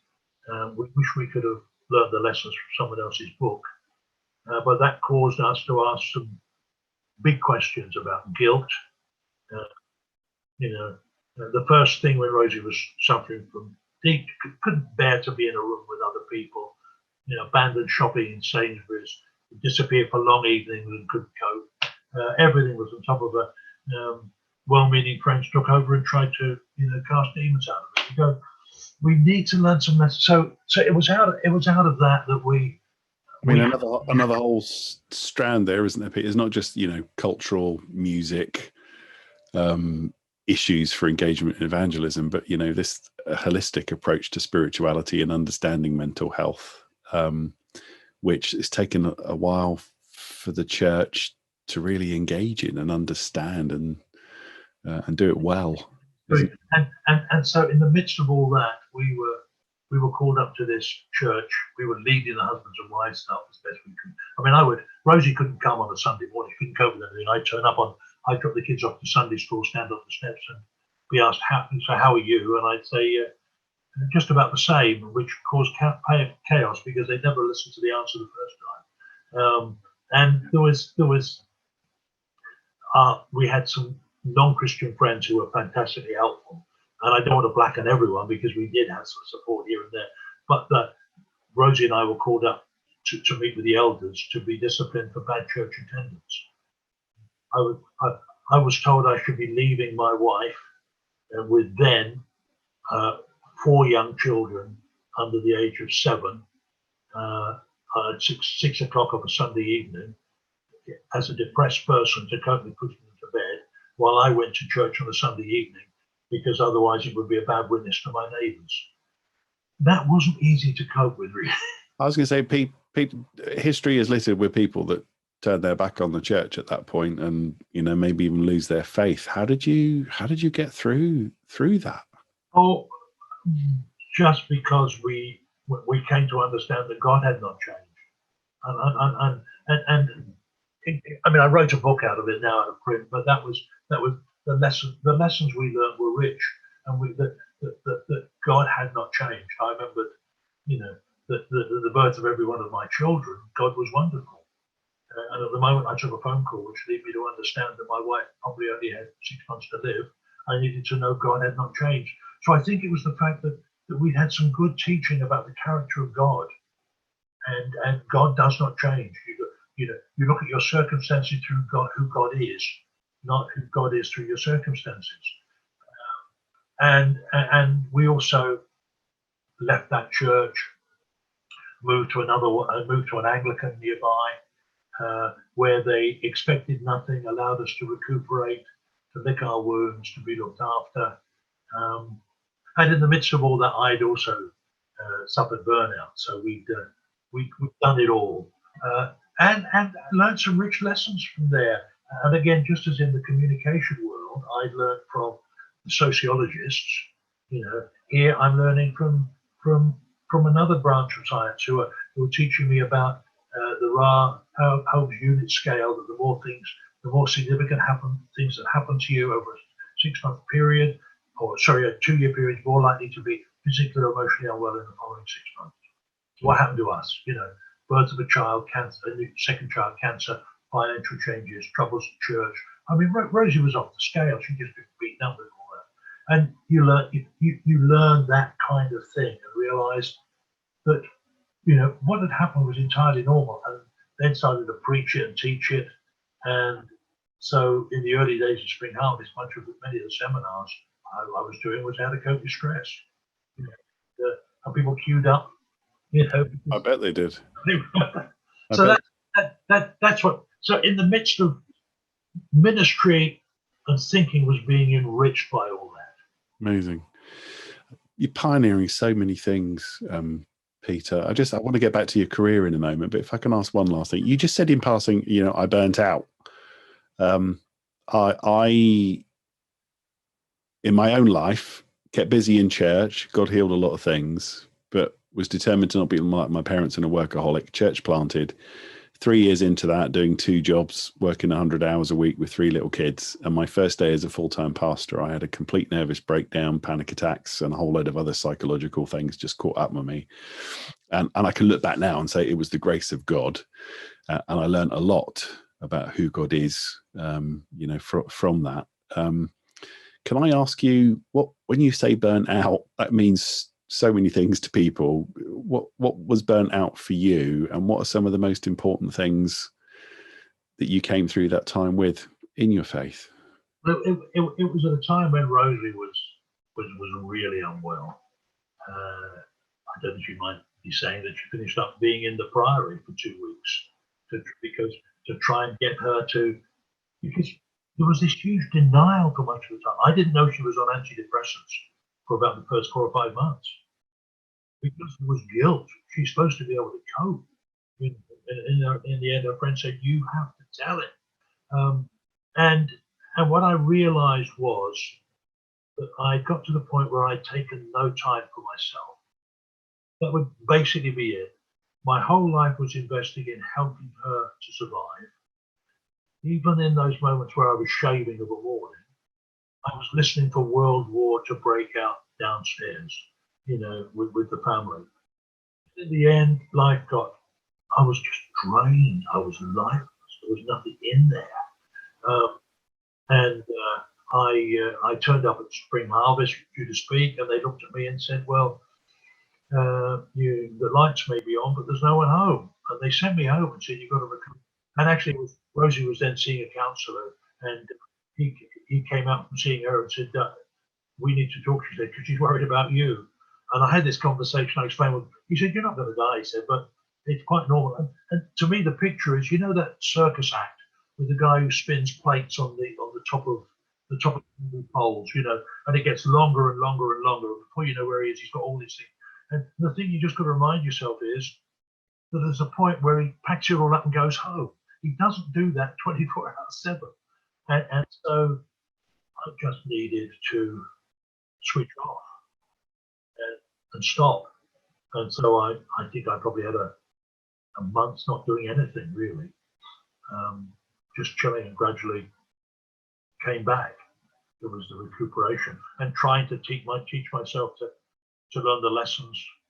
And then I wrote the book, which was therapeutic, because I thought, then I tried to believe in some of this. And some of it's come back. I mean, during lockdown, even the last few days, I felt with some issues that are going on of which I've got no control. I felt stressed, and I'm just trying to apply some of those principles of eating well, trying to sleep properly, trying to drop your shoulders and breathe slowly, taking some time for yourself, cherish yourself. It's with friends over the years with their mental health and stuff, and I describe it as like a well-worn groove in the carpet. You can find other ways to walk, but sometimes with the stress of life, you find yourself back in that well-worn groove, don't you? It's learning to say no. It's learning what mattered. It was the realization that Jesus said no. you know, it was a shock to me. You know, as Jesus went towards Jerusalem, he must have passed village after village of need, where his disciples said, if you could just 10 minutes, you know, just quick detour here, you know, raise a few from the dead, here it could be fine. But Jesus could say no because he already knew what he'd said yes to. And we just have to know what we've said yes to and try and work around those priorities. Well, Pete, thank you. Thank you for letting us go there. If we get back to your career, I want to get to Tearfund now. It's just astonishing with this. This is the whole point of this interview, to find out this background and, you know, this entrepreneurial, can-do, talking God out of things attitude seems to you just carry on in you. It's wonderful, and it's hard to believe that. I look back now, and even my kids, they're in their 20s, you know, and you tell them that, you know, you had like 2 TV stations to watch, or 3, and millions of people watched a film at the same time. But there was some pretty impacting things before we had compassion fatigue. Those images on the TV of starving children in the Biafra region in Nigeria, you know, that level of impact when you've got all those people at once in the country around a TV set. And I think if we're right in our research that the Evangelical Alliance Relief Fund already existed.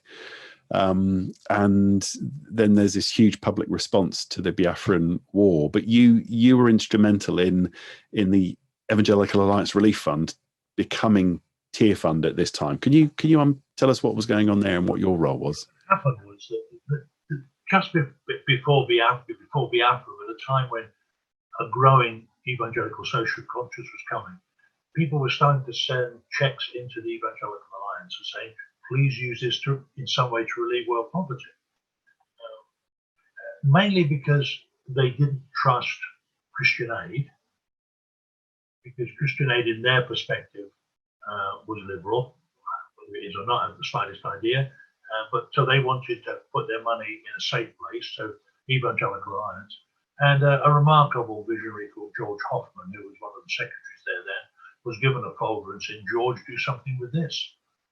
So he decided he would get a committee together, took me to lunch, a little Greek place near Charing Cross Road. I'd not the slightest idea why. And he said, this is the situation. He said, would you come on the committee? He obviously was looking and saw the creativity that was coming out of the things we were doing with the magazine and the music and everything else. So I said yes and joined the first committee. And I was asked to do a bit of design work on the logo, and I'm working on it, and I'm looking Evangelical Alliance Relief here, you know, which is what they wanted to call it, because everything was done by initials in those things. Well, that sounds like a mission to the deaf. That's not going to go well. So I put the T in front of it to make it the Evangelical Alliance Relief, and I went, oh, that's all right then. And everyone said that was genius, but I just thought it was just the most normal and obvious thing to do. So it's now called Tearfund. I created its first logo, and we did its first marketing, which was there was no mass way of getting. We mainly created posters and advertisements. The first advertising campaign was a picture of a starving child, which we wouldn't do now. I mean, we've learned you don't exploit poverty. We've learned to do things better, but that's all we knew at the time. And the headline said, "They can't eat prayer." Pretty good, really.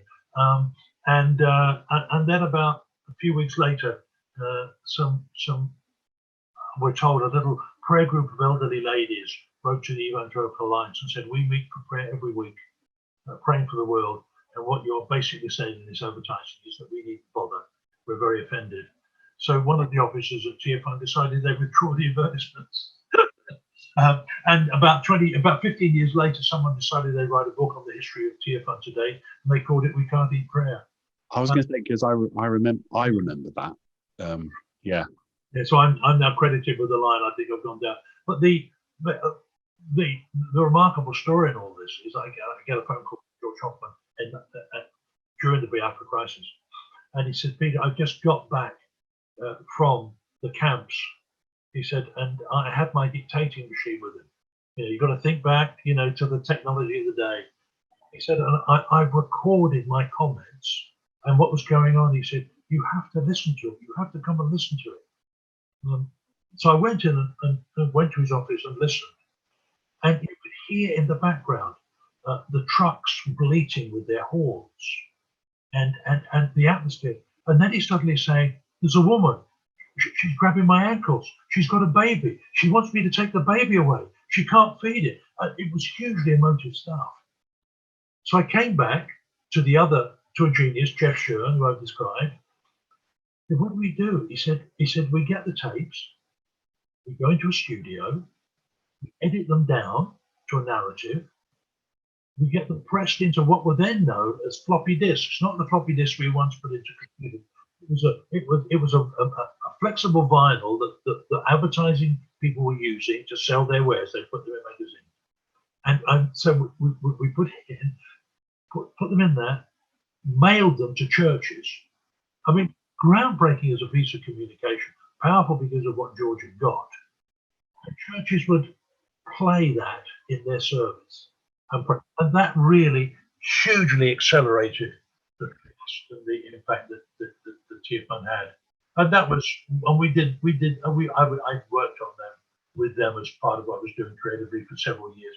And then they found someone, Riley, who had their own agency, who had more capacity, who could take it to another level, could particularly do lots of the video stuff. I was delighted that they took it over. Amazing, again, that entrepreneurial advertising streaking you, seeing the opportunities to communicate. I mean, Tearfund is huge. I'm in Sutton in southwest London, and over the 20 years I've been here, there've been a good 5 or 6 people in my church who at some point when they were in the church worked for Tearfund in some capacity, because it's just down the road in Twickenham, isn't it? They continue. I was there about 18 months, 2 years ago, and they continue to live their values. Extraordinary. Of course, they moved from just trying to stick plasters on the world to try and stop, eruptions in the first place. So they've done a lot of stuff to try and stop the damage that's there, as well as healing the damage that's there. They're well thought out. They're terrific. I was looking online before the interview, and something like £85 million in donations in their last annual report, the biggest year ever. 15,000 churches working together, and over 1 million lives impacted. And it's unusual for an organisation to grow that big and that impacting and still have a Christian ethos. And there's a guy in my church, I think he works in the accounts department, and he's a small group leader. And we're talking about, we're going to watch this TV series called The Chosen. I don't know if you've heard of it. Our church is going to watch it all together. It's about the life of Jesus. And he got all excited. He said, "Oh, we watched a clip from that the other day, and in the staff prayer meeting." And then it was just this amazing, anyway, just this lovely little picture of someone in my church who's having his faith built up, working in the accounts department for Tearfund. The other thing that was significant was that during those Buzz NGO days was the first Lausanne Conference on World Evangelization. I was going to ask you about Lausanne, 1974. Something remarkable happened. I mean, it was a big gathering sponsored by the Graham Organization of World Vision, which brought together the people who were thinking significantly about mission in a variety of ways. Significant. What happened was that the evangelical hierarchy in the UK, of which I was not part, essentially boycotted it. They decided that they were not going to spend God's money to travel to the other side of the world to be told by Americans how to do things. As a result, the B team or even the C team were invited,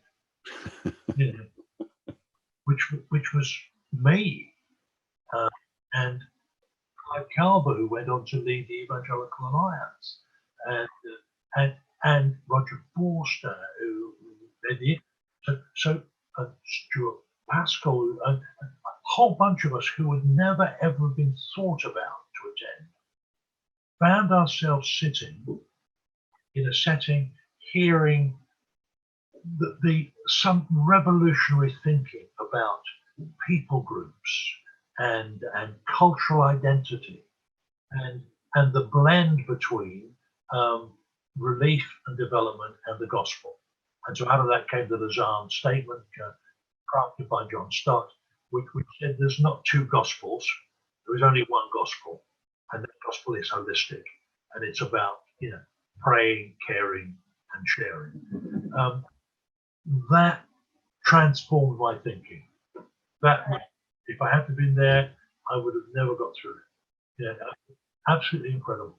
That transformed all my thinking. Yeah. Tell me some of the highlights. How did it transform your thinking? I had whole people groups becoming Christians, where you suddenly realise it's not about individuals, you could go for culture. But I think it was also something called the Engels scale. Oh, yeah. Okay. Yeah. Which was somebody who very simply in a mission setting had said, we need to define where on a scale people are in terms of their relationship with God. And so, one would be an awareness of a creator. Two might be an awareness of his son. Number three might be a relevance in their life.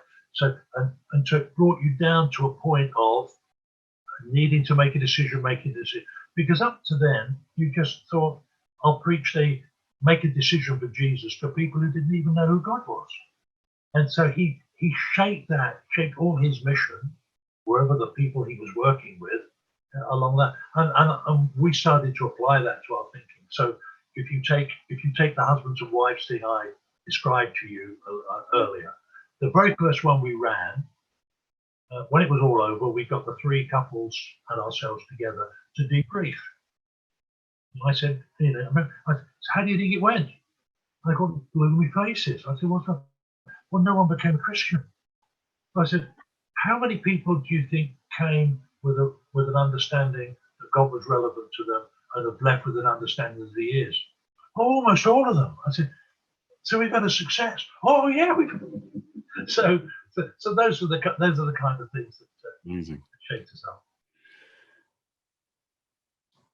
Sounds like that God in His sovereignty wanted you guys at that event and not the others. I mean, we went to Lausanne too, and it was so bad it wasn't true. I mean, it was just an awful event where they spent the time telling you things that if you didn't know them, you shouldn't be there. But but Lausanne won. Yes, I've heard the same. That Lausanne 2 was very different than Lausanne 1. So, Peter, sorry.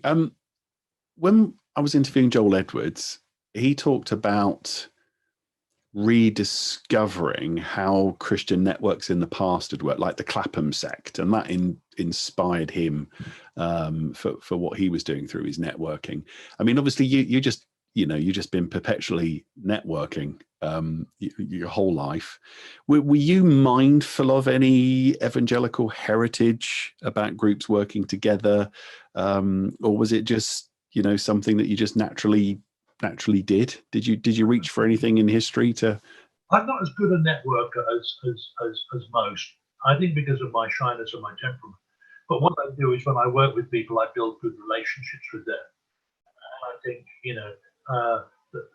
the things I enjoy most are encouraging people. I've got a basic approach to life, which I call the V principle, which is to thank, help, and encourage. It's never been published. It's not in the book, but I just think about life.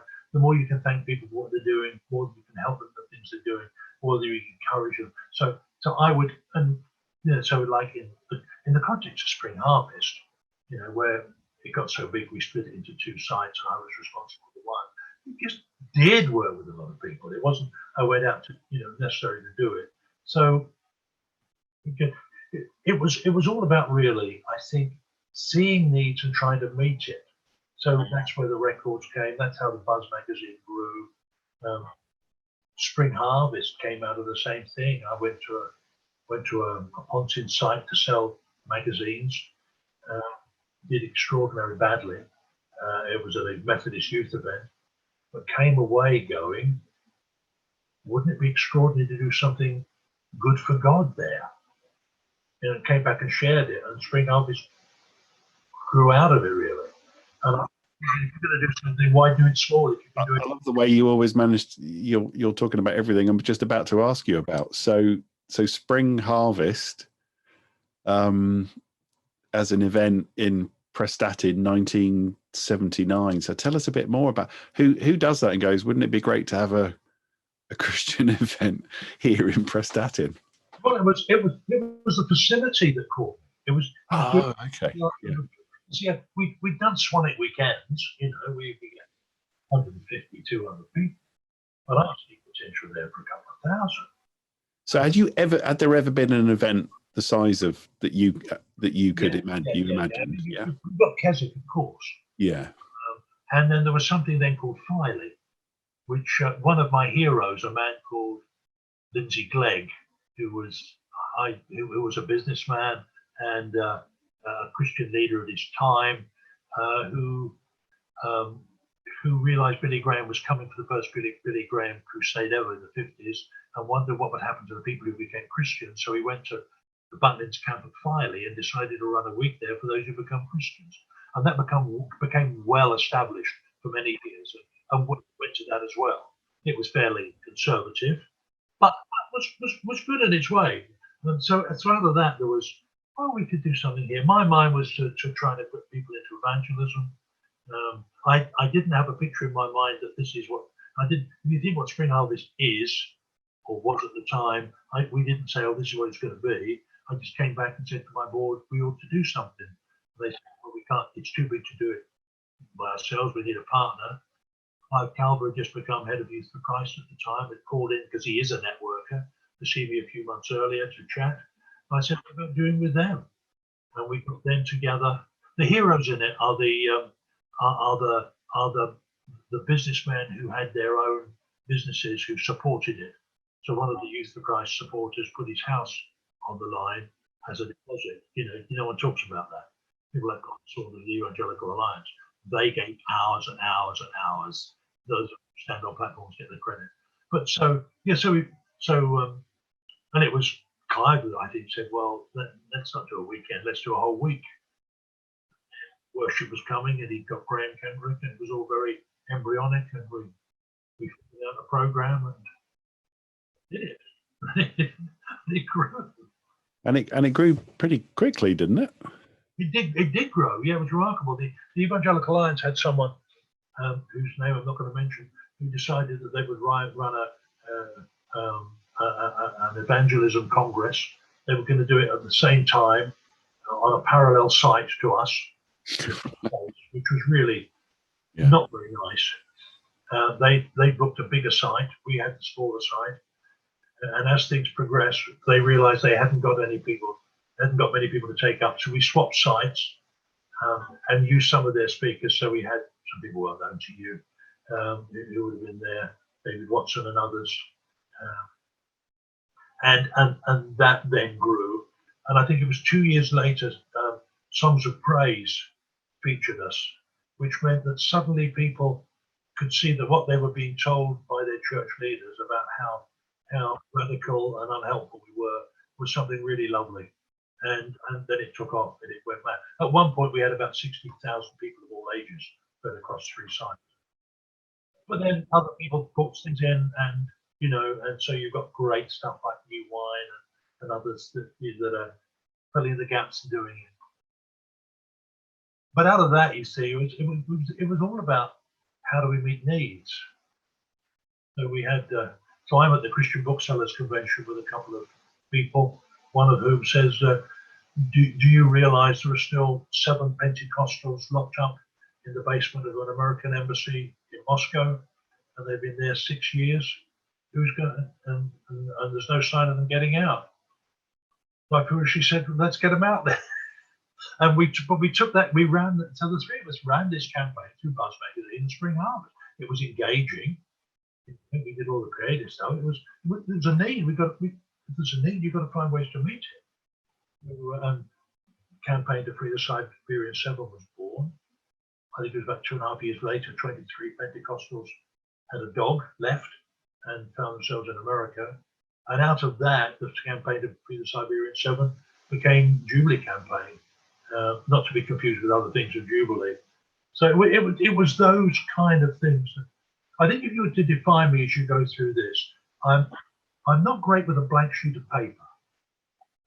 But if you give me a few things that are joined up, that's what happens. I had, when I was at Bible Society, which was towards the end of this career, they had a very good person who did one of these psychometric things where they figure out who you are and what you are and what you do.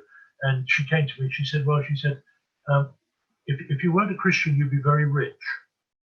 I said, why? She said, well, it's like this. She said, your basic skill is to take things that aren't working and to make them work. She said, so if you weren't a Christian, you'd be going into a business that isn't working, making it work and selling it and moving on. She said, the thing is that one of your chief value, one of your chief attributes is value.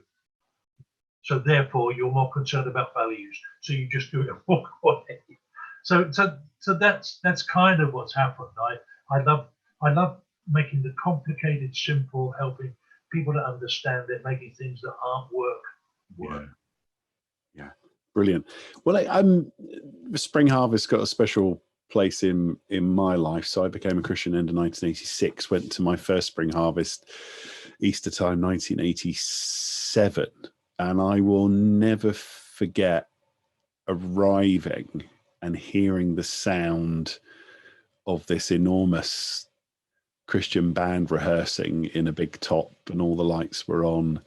Elizabeth Elliot of, Jim Elliot fame, her speaking to the youth about holiness. Does it say David Graham was speaking? Eric Delve was speaking. I still remember Eric Delve's talk a bit, and it was just one of those special, as a 17-year-old. I mean, I was in a great church, but to be gathered, what impressed me was all these people from around the country and realizing the vibrancy of the body of Christ together, and all those seminars to go to and resources, and it was just amazing, astonishing. It was, wasn't it? It was rich, and Winky Pratney, I remember that, the guy with the PhD in chemistry, doing a seminar. There were just these amazing range of almost everything that you. What was the genesis of that? This idea of that? Because often people think of evangelicals as pretty narrow-minded, but as a brand new Christian at 17, to be able to go and hear a chemist with a PhD talking about science and religion, and go and hear Elizabeth Elliot talking to youth about holiness. Do you know what I mean? It was just. It came out of a group of people. So the kind of Spring Harvest leadership at that time was Clive and myself and a bunch of others who had their own network. So it was the best of the best who would hone and shape and challenge. And what do we do? What are the needs? And Clive had a lot to do with the program there in terms of the content. And it was our own reading and thinking and shaping that brought that together. Amazing. Sorry, waxing lyrical, could talk about Spring Harvest for hours. So at its peak, I was looking at numbers. You said 60,000, was it? I thought it was more than that at some point. I was trying to be conservative that month. Because the numbers we've got from our research is 90,000. Somewhere between 60 and 80,000 of all ages, including those who are part of the teaching leading team. Yeah. And of course, we made a commitment in the early days. When we ran our main seminar streams, we put people in threes together. We deliberately chose people who would not be, say, of the same distinct theological output. So we might have someone who was charismatic and non-charismatic, reformed and not reformed. So because they weren't going to there to talk about what made them different, they were there to meet one another, learn from one another, truly informed. And also, one of those three, we always insisted that one of the three was a woman, which was quite unique at that time, I think.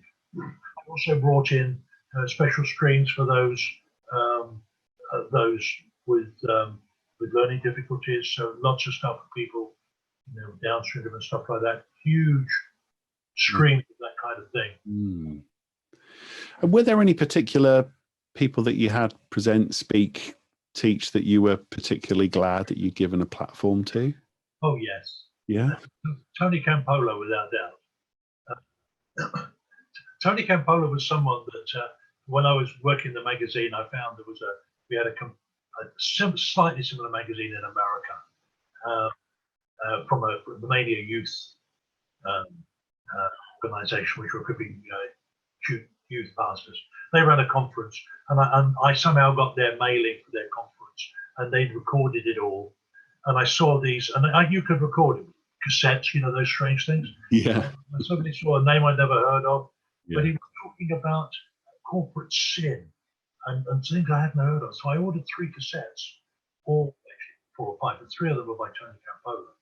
And I'm driving, put a cassette in the car. Within 5 minutes, I'd had to draw it to the side of the road. Just listen, because I'd never heard anything like it. Because he's preaching social justice, and corporate sin and responsibility.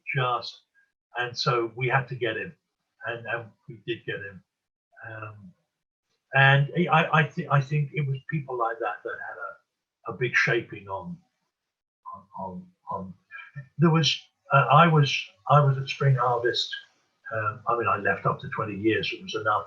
But a couple of years later, I was invited back, and I took a risk. I said to the whole crowd, 4,000 in the top. 10 years ago, how many of you were in churches which had some kind of social engagement with your community? A smattering of hands. How many of you today are in churches with some kind of social engagement with your community? Huge forest of hands. Now, that's not only because of Spring Harvest. But I'm saying that there has been that significant sea change within the church of doing those kinds of things. And I would like to believe that we were part of that. Yeah. Well, I certainly remember as a young man hearing that message about the gospel, never, from, that was 1987. So the idea of, I remember hearing Steve Chalk there, intimacy and engagement, there is one gospel. I heard that consistently from everyone. It was amazing. Now, let me move back to music a little bit here, Pete. So obviously you've been involved in music a lot, and you must have tracked the influence of the songs during Spring Harvest over time, and the musicians. You mentioned Graham Kendrick. Does anyone stand out for you in, who was pushing the development, when I say pushing, but was helping the development of Christian music? You must have seen so many people. There's a huge raft in there. The moment I mention names and fail to mention one, I'm caught. But we had people like Noel Richards, Dave Bilbrough, and others. And I'm if I add a few more to that, then I'm going to miss someone and I'm in trouble. Yeah, but impossible to do. A number of them who were writing fresh stuff and bringing it. I think, if I'm honest, it was much more singable then than it is now. Yeah. Some of the stuff written today seems to be, how hard can I make this for people to sing? I was a trained classical musician before I became a Christian, and I could agree with you. And having been a worship leader in church, songs were much easier to sing. And meant to, and I think it's a shame we've lost some of those. I'm not yelling for the old hymns, but of course we had. It was Clive's idea, who said, Graham, write some worship material based around our theme. So we've got great stuff like Servant King and other stuff. Yeah. That came out of Graham. And of course, Graham had his Mark for Jesus with all that stuff, which again went through all the, the Spring Harvest. So it was the quality of the musicianship and the quality of the craft. And I used to get really naffed off with the critics who say, there's no content, there's no theology, it's it's just repeating words constantly. Someone said, why do you sing the same words over and over? And I said, if you're only singing them, then you've missed it. I'm using them to enable worship to happen. And someone once got hold of a piece of paper which was Graham's notes that he wrote one of his worship songs out, and it was a huge spirograph of theological comments, of Bible. It was just rich in imagery and text. You know, it was good stuff. Yeah, I've always thought it's a cheap shot that people make about evangelical worship being, you know, anemic, but it has a rich tradition, and just even that I haven't heard that story, but that doesn't surprise me, and I like the way that you put that, Peter. Now, Peter, coherence and fragmentation are, you know, cyclical in Christian history. Evangelicals in particular, I mean, this is my academic research, are always greatly contested. They're engaged in mission and, you know, disagree with each other and are creative and fight over what they should be doing and what they shouldn't be doing, but constantly, you know, move with the times to connect and bring Jesus to people.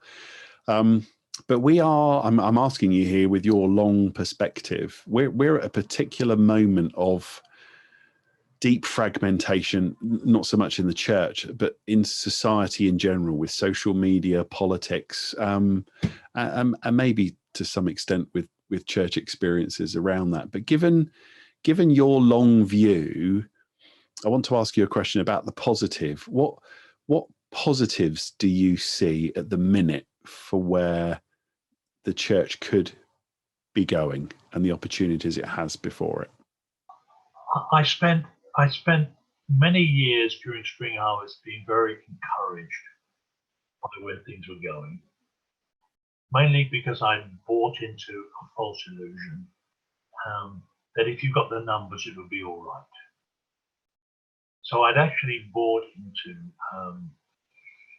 a narrative of modernity. I bought into a narrative that said, if we get everyone on the same page and enough of us are in there, I think it was probably David Borson, he said, get 5%, you've got the lot. I mean, maybe. And I just saw us growing numbers.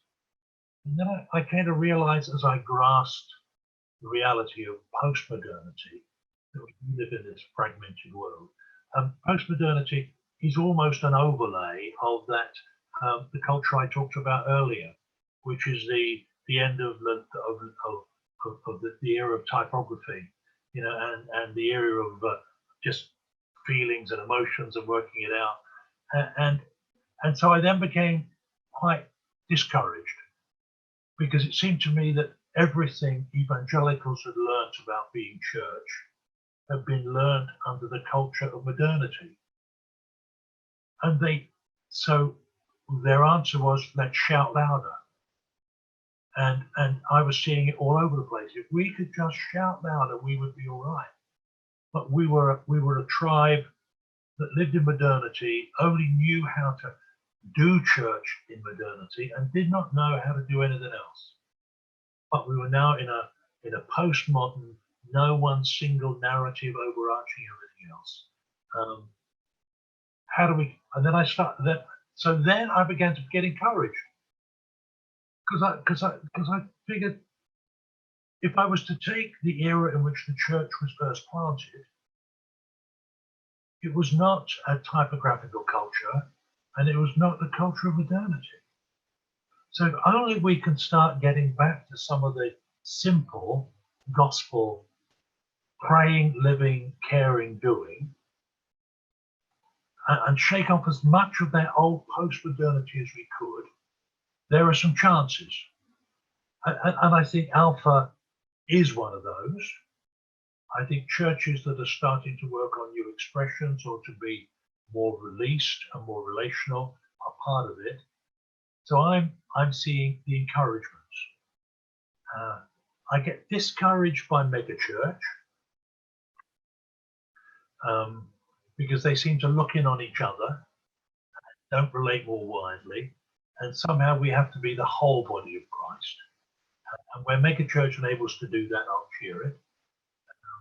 I do think small can be as beautiful as big, but I think it's been the church planting movements, it's been the incarnational involvement, it's been some of the bigger challenges are going to be on the whole issues of human sexuality.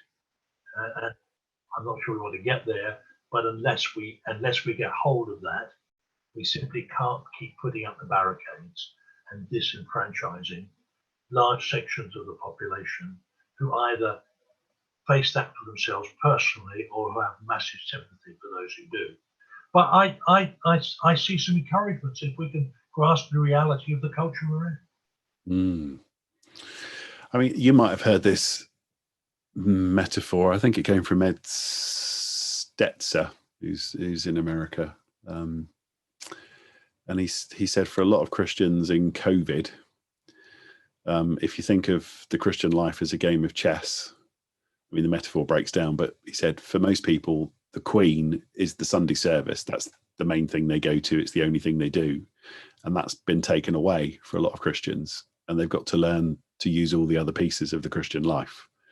And I found that quite a compelling metaphor in many ways. You know, whether it's the mega church entertainment, you know, complex, or the, you know, just turning up at church when I haven't got anything else on. Certainly discovering that as a pastor in our community, people are if they're, you know, really having to lean into the other aspects of the Christian faith to be Christian, and realizing that that is Christian. That's the way the church in history has been. Most of the time it's struggled to be able to be in public at lots of times. So, and I think, I mean, I feel sad for the American, you know, the section in America who says we can't be the church unless we meet. And I think there are without doubt some things. I mean, I certainly observe learning. I mean, I know that when you have physical church, the conversations are actually, how are you? Fine. How are you? Fine. What football did you watch at the weekend? You know, that's roughly how it goes. We've discovered in our small group now, meeting on Zoom, you have to ask the question, how are you? And how are you? And how are you? And how are you? And I think we have been experiencing, and then when we come to a passage of scripture or whatever, we're asking questions about how do we feel about this and how do we relate to this, rather than why do we think Paul said this and all this. So it is, as we've learned this even over the last few weeks, it's become much richer to us. And I only hope that when we get back to being a church that meets, we can be a church that meets. Yeah, I hear you. I hear you.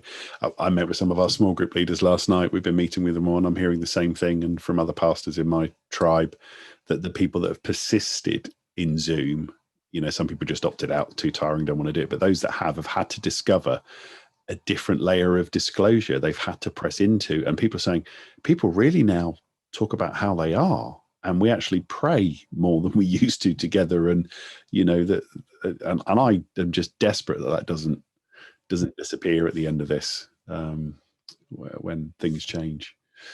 Well, Pete, can we move on to your time at the Evangelical Alliance in the 1980s, and then your campaign to create a Christian radio station, which became I'm just exhausted. It just like it's never, when I was getting ready for today, I'm like, is there anything that you haven't done? I'm like, so here we are. So Premier Radio, it's a complicated story, but could you guide us through it? Oh yeah, I'll yeah, but for the sake of your brain and sense. So I'm at the Evangelical. I've at some point within Buzz magazine, I left. Well, I was seconded to the Louis Palau mission to London, which took place in 1984-85. I was seconded a couple of days a week, and then gradually became its executive director. It's another story, but we did lots of really creative things within that mission that no one ever done before.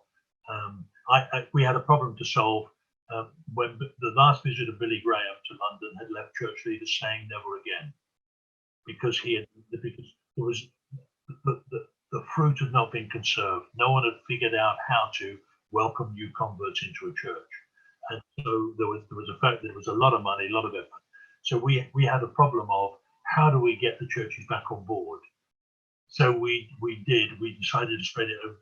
My strategy, to be honest, we'd spread it over 2 years.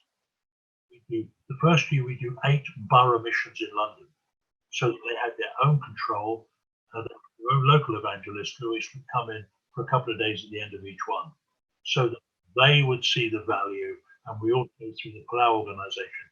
introduced something which would enable people to be captured into the nest, which was great. And then went from there to the big QPR stadium for 6 weeks after people. Where, well, whatever, I could diverse forever. But when that was over, what was I going to do? And I wasn't going to go back to the magazine. And I was encouraged to set up a consultancy and have a portfolio. So I looked after. So I had the Evangelical Alliance, I had Spring Harvest marketing and stuff.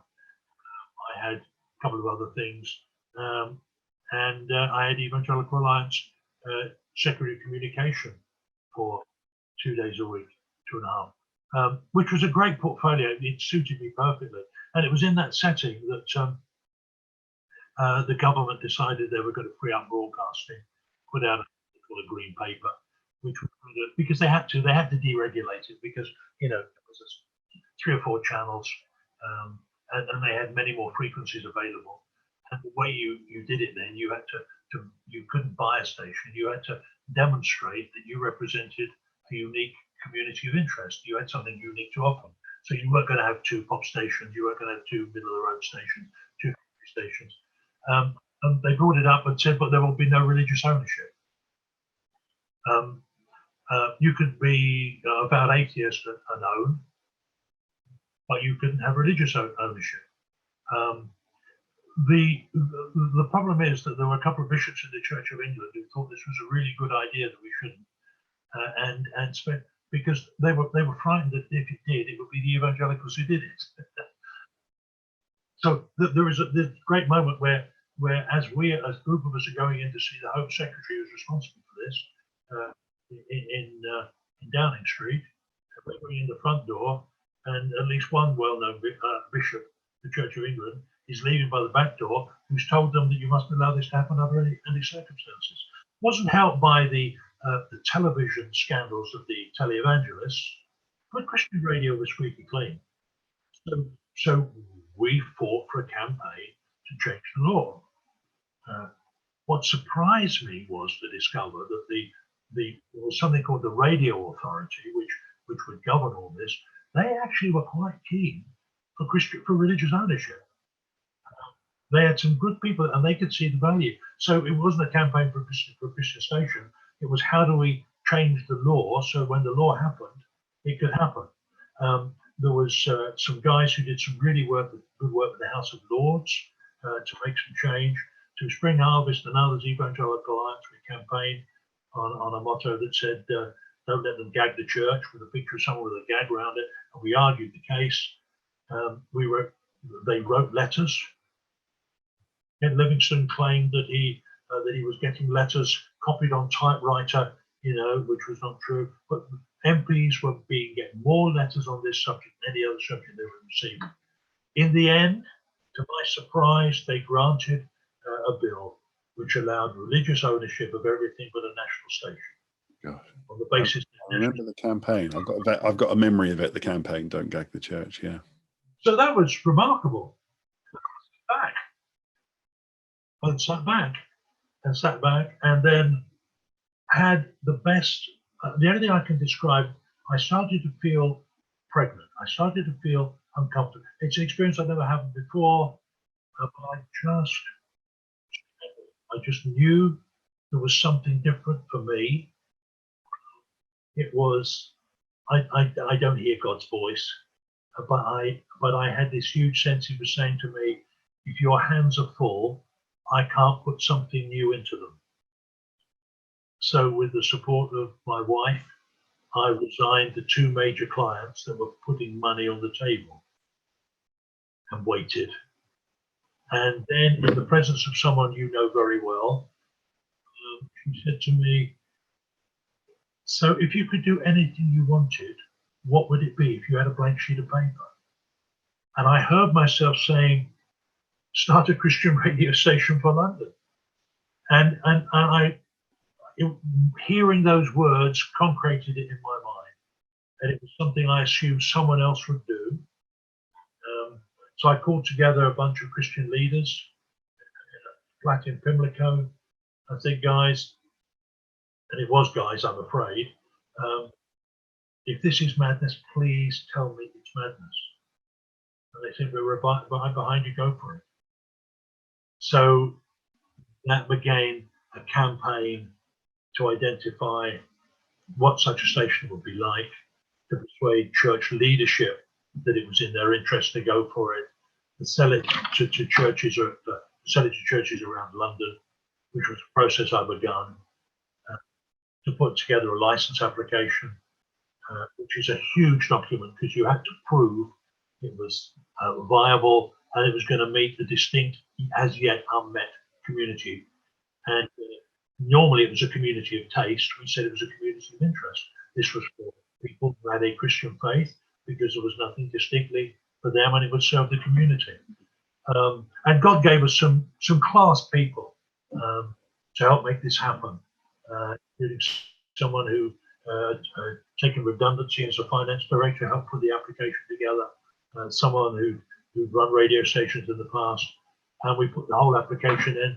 When the offer came in, there were I think there were 3 stations on offer, and you could apply for. There was a big one which covered the whole of London, a smaller one that covered not quite so much, and a very small frequency in the centre of London. And we figured that if we could apply for as many of those as we wished. And we figured if we included the very small one, that might be what we got. So we excluded it, and we only applied for the 2 on the outside. And then I can remember sitting in our office, in the offices of the Evangelical Alliance, with our small team gathered around on the morning. The announcement was going to be made, and it was going to be made by a fax. And the fax would come juddering through the fax machine, and we'd see who had been awarded. And I'm saying to myself, leadership means that if the answer is no, this has to be the best thing that happened to us, and the people around me need to know that. And it was no. I said, guys, this is the best thing that could happen for these reasons, and this is what we're going to do. And it was, because it gave us, we were told there would be another wave of applications. I had a phone call from the top guy at the radio authority who said, this phone call has never happened, but I want you to know we would like you to reapply. And it turned out that we heard from the inside that they had earmarked us for that small one in the middle. If we'd have applied for it, we'd have got it. We had an engineer known to us through a mutual friend, who was also running a radio station, who identified 3 transmitters around London. We made the application for those transmitters to the radio authority. On the second bout, we got it, and we got the station. Gosh. And Premier's now celebrating 25 years, isn't it? It is, yeah. Yeah. I mean, you can't miss out of this story the fact that within about 3 months of being on air, I was asked to leave the station. I mean, you can't avoid that, and I wouldn't want to avoid that. That almost from going on air, we hit huge difficulties there. If someone was to say what went wrong at Premier Radio, I would say virtually everything, without a shadow of a doubt. Of which I was in the mix, so I'm not trying to find scapegoat here. In order to qualify for the station, you had to put in a program of performance, which actually was not financially deliverable. If we'd have put in a smaller set of programs, they would have given it to us, but the ones we put in could not be delivered financially. I had my 2 key board members who were responsible for finance, were both on a world trip at the point where we were in our biggest problems. We had a disunity within the programming of myself, which was hard. We had a thief in the office who was stealing stuff. We had some immorality going on. The whole thing was a mess. In the meanwhile, I was playing out of position. I think, for all that, I would say that I'd suddenly become a suit. Having done all the entrepreneur thing, I was now to managing the show. And I was not the best person managing the show. I was doing it because it seemed to be the right thing to do, because I would be able to do lots of creative stuff out of it. And I think if all those things hadn't have gone wrong, it could have worked, but they all did go wrong. And as a person playing in the wrong place, trying to do management rather than creative entrepreneurial stuff, they did the right thing.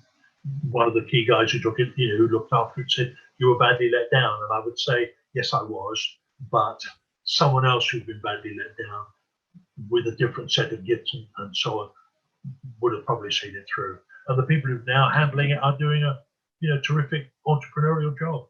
Yeah. Well, thank you. That's very honest of you, and actually leads on to my next question about the relation, being a social entrepreneur and the relationship between the spiritual and the organizational. And it was when we interviewed Steve Chalk and then Simon Palou, that they both raised this issue about mistakes that they'd made in learning the difference between the spiritual dynamic of what you're trying to do and organizational growth and understanding that. And they've both got some painful lessons. And you talked about discovering that you'd become a suit and played out of position. Is there anything else in all your years of experience in so many entrepreneurial environments where you've got a spiritual impetus and initiative? I love the way you said it. You said like you felt I think you said you were pregnant and you'd had the feeling. Oh, yeah, that's exactly what I felt. What are some of the key things you've learned about how you pursue that and give birth to things? Because you have to organize around it and be professional and all the things that you've learned entrepreneurial. But what are some of the key learnings? If someone else was listening to this and they're saying, I think I might have something gestating in me, and how do I give birth to it?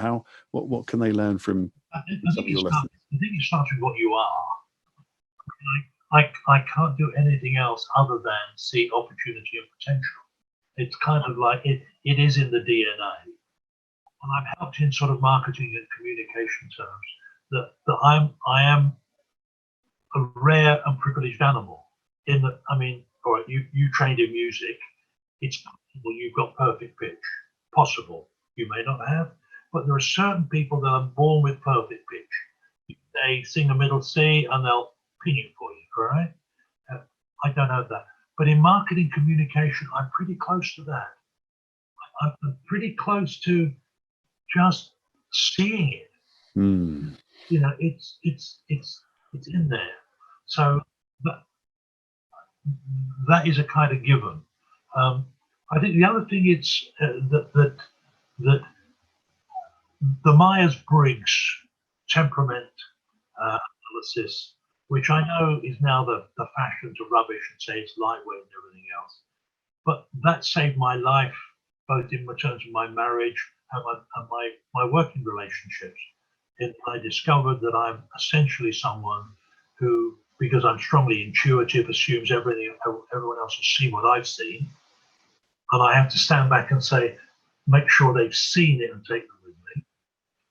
I'm also, in terms of the other aspect, I'm a thinker rather than a feeler. It means I can feed back to people in a way that wouldn't hurt me if it was said to me, but would desperately hurt someone if it was said to them. And I'm also highly provisional in that what I want to do is to gather as much information as I can at the last minute before making a decision. While if you're dealing with someone who wants to nail things down and plan, their needs are not your needs and vice versa. So it was putting those things to work within the ideas and realizing that I had the world's best administrator working with me who wanted to know things now, and I wasn't ready. And she needed to know why I wasn't ready, and I needed to know why she did. And there were certain times where I needed to draw a line and say, you cannot change things now. And she needed to know there were times when she needed. So it was, and I needed to know that when I gave feedback, I didn't damage or hurt. And I discovered, without realizing it, that in a room, I can be a very dominating person just because of my size and my temperament, and that I speak very clearly and I don't hold back. And so I've had to learn how, as best I can, to be appropriate whenever I can in those sort of settings. So I think clarity, you use what you are understand who are the people around you. I've also, I mean, I link into these, you know, little sociology. So if you play with the Belbin scale, the Belbin thing of the different skills that need to be around the table, I try and gather those around me. So I'm a resource investigator, but I want the other people who are going to contribute to the various parts and make sure they're equally honoured for the roles they play. Amazing. Thank you. Oh gosh, so many questions. Peter, so we're getting near the end of our conversation, and I'm going to need to, and I hope we get to come back and ask you. I'll tell you what I feel like. I was going to save this to the end. It's almost like we could have done a series of. I mean, this one topic we were just talking on could be a whole interview, let alone the other different dynamics and projects that you've been involved in and domains. But so you go from Premier, you got to World Vision. Head of Church Action and director of communications at More Than Gold. I come out of Premier wounded, and then my wife says, "You realise that you're just having a funeral, but you're still alive." Because the number of people who sent me they said all the things to me then that they will hopefully say at my funeral, and you realise that you are loved and appreciated, supported, which is very good. But my vicar then at the time, a lovely pastoral man, but I was still, you know, I was in shock. I was shaking. I was, you know, beaten up. He said, "What do you miss most?" Great. I said, "I miss a reason for getting up in the morning." And I read a great book about a Christian book by an HR professional on dealing with redundancy, and it actually walks you through the life of Joseph. And I realized that Joseph spent most of his life being in situations where he would rather not be, but he was just faithful, and God blessed him. So I would get up every morning and say, "Here I am, Lord. I'll be faithful this morning. Let's see where we go from here." And it was about 18 months later, I got a call from World Vision, and they said they wanted to set up a distinctly Christian arm. They World Vision, for all I said about Tearfund, and I'm not putting Tearfund down, World Vision are the most distinctly Christian organisation I've ever worked with. More so, I mean, that's not putting anyone down. I'm just lifting World Vision up more than Evangelical Alliance. I learned so much. And when World Vision had come to the UK originally, at the time of Tearfund, the evangelical hierarchy had said, "There's only room for one relief and development agency here. We've got it. Go away." And World Vision did something very un-American. They said, "Fine, we'll go away. We'll work outside the church for the first 20 years of our life," which was faithful. And they built up a significant Christian presence, doing what they did out there. Now, you know, 20 years later, with Tearfund, Compassion, dozens of other similar people, World Vision said, "The church is our home. How do we do it?" So I was asked to come in and set up the Christian aspect of World Vision, which, if I've got the minute to say, this was the most rewarding period of everything I've ever done. Oh wow! I came in. I wasn't a director. This is humbling. I'd never been in a situation where I couldn't decide the budget for myself, decide what happened for myself, and call the shots myself. Of course, it's Spring Harvest, we did it, Harmony. I didn't have a director's office. I sat out on the main floor, a small group of people to try and start this with. 2 years later, we looked at each other, and they're saying to me, "We're the best team in this place. Everyone wants to be part of this team." And it was about affirming, building, encouraging, equipping, identifying opportunities, bringing them about. And, you know, that was astounding. We created new ways for people to give. We encountered new things, but particularly I saw these people grow into wholeness, which was just fabulous. Those years taught me how to be corporate, which was, I just love learning. I mean, my education, I hate study, but I love learning. And I learned so much about, in World Vision, about how you relate to the poor, and how they are the heroes, not you. Bible Society, how to communicate. In that setting, created the whole concept of Bible poverty, which For some reason they've dropped and I don't understand, but that was it. And then transferred into, then they eventually, I moved in retirement. So seconded me to help churches engage with the Olympics in 2010. And there were one or two other things in the way, but that's... I was going to say, so Peter, you were born in 1941. You could have retired 15 years ago very respectably with a very remarkable CV. And I can see how, just that desire to learn. I mean, you have an amazing level of resilience, but your love of learning. And as we come into land near the end here, so you haven't retired and you have this current role with AfterWorkNet.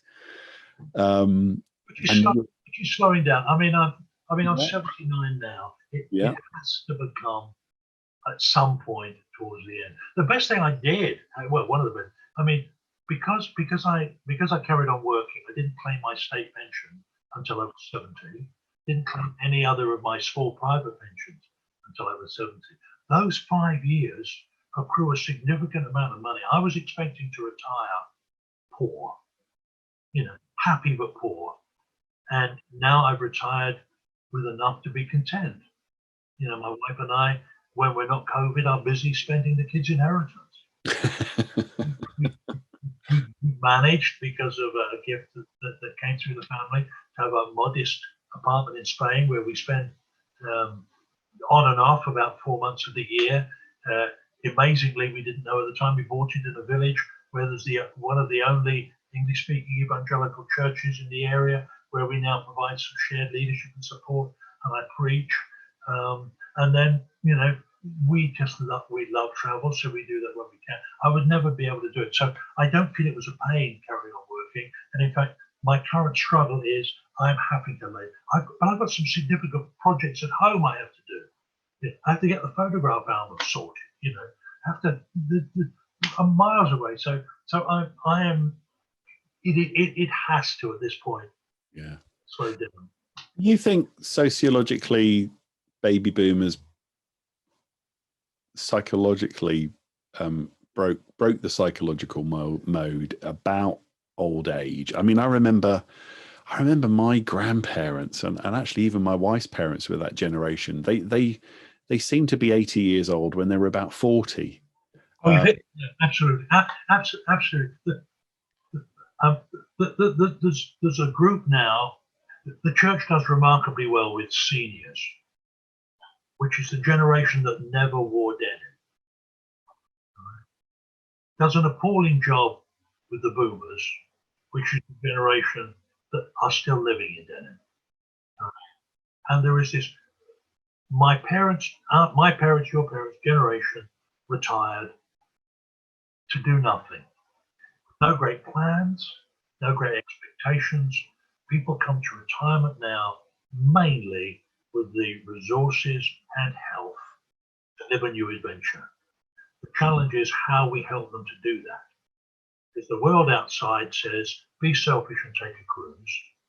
The church doesn't know how to do it because it only knows how to deal with seniors.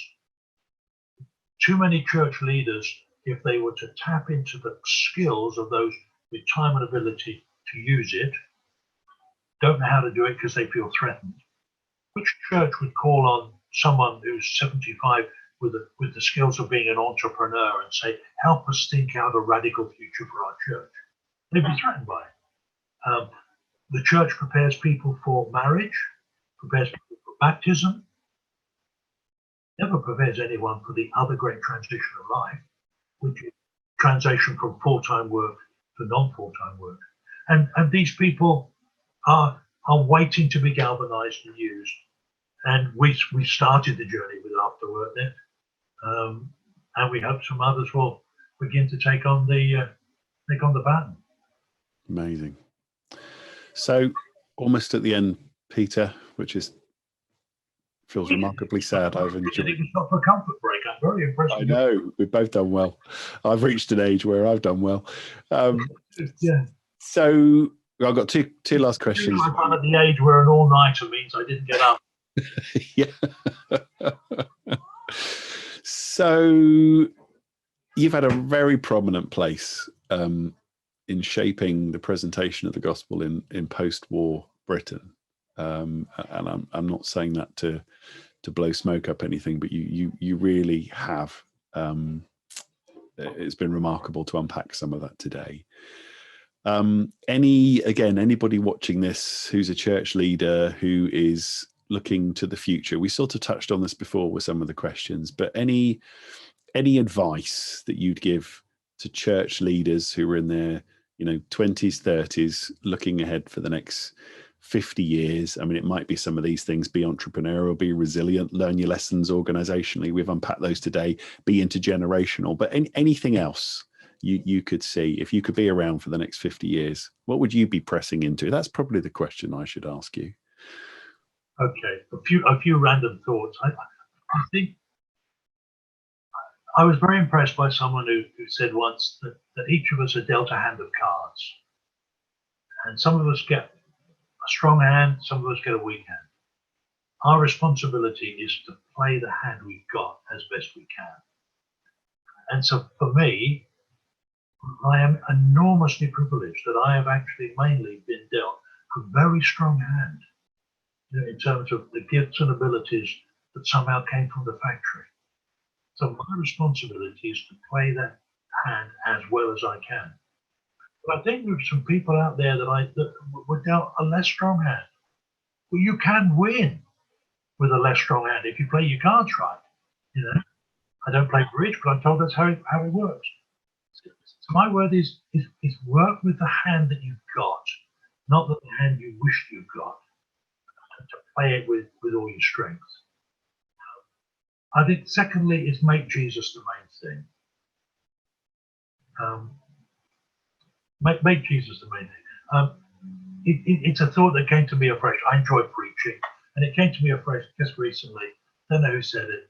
He said, but it's essentially about Jesus. And you think of it, you preach from the Gospels, and I hear people, do great sermons on the kid who gave his lunch away, or Lazarus who came out of the tomb, or Mary and Martha. Why did the Gospel writer write that stuff?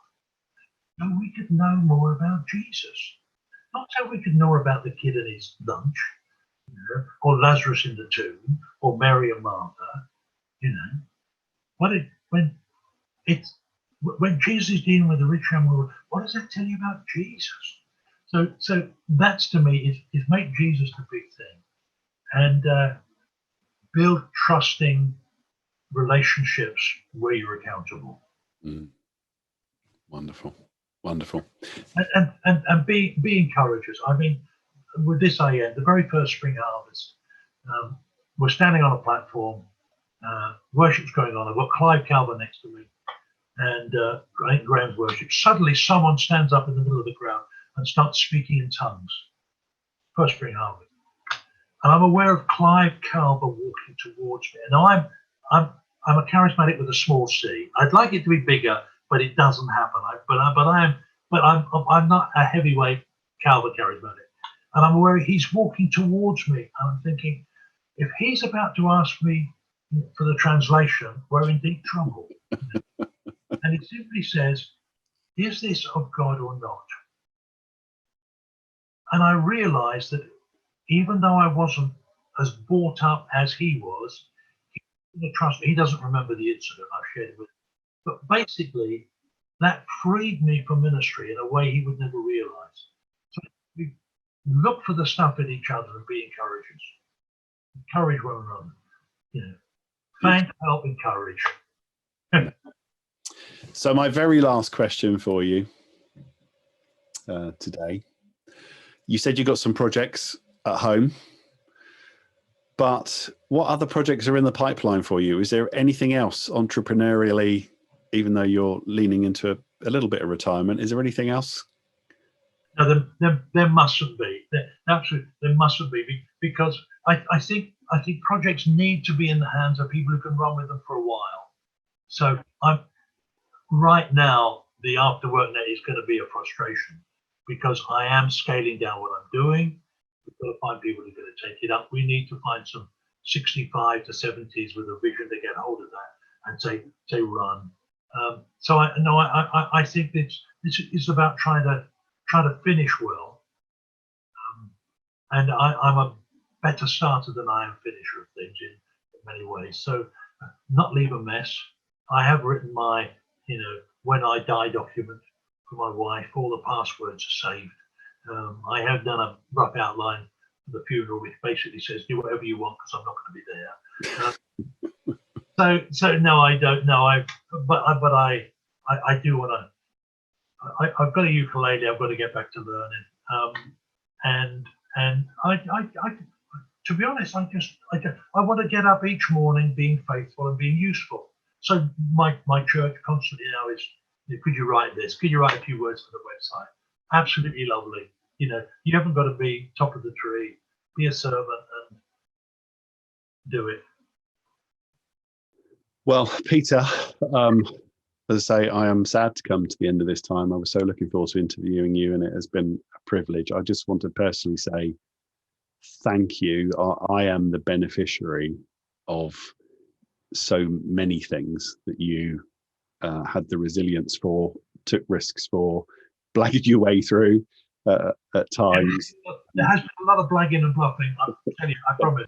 There has been, and thank you for your faithfulness in that. And I am just overwhelmed. I knew some of it, but that's one of the reasons for the interview today. It's just been astonishing to discover some of that, and I'm sure there's much more. And as I mentioned earlier, I feel like I could have done 3 or 4 different interviews with you on different aspects and things. So thank you for your, I would say, legacy. And I'm sure that's not the way you'd speak about yourself, because what has come through the most is just a man who wants, like you finished there, to get up and keep learning and make the world a better place for Jesus. And that is just something I want to honour and say thank you so much for, and thank you for everything you let me ask you today, and everything that you shared, and everything that you are. Thank you. It's been a joy and a privilege, a huge privilege. Thank you very much. Thank you, Peter. We hope you enjoyed that, and we have many other interviews with amazing guests where we listen attentively and respectfully to discover people's backstories through their beliefs and life experiences, and find out what shaped them into who they are and inspires what they do. You can catch all those interviews by liking and subscribing to our YouTube channel. You can find audio versions in your podcast platform of choice: Apple, Spotify, Google Podcasts, SoundCloud, Stitcher, etc. Just search Extra ECC. Of course, you can go to extraecc.com and sign up for our newsletter and find all our social media links and more. And by the way, all links are in our show notes below.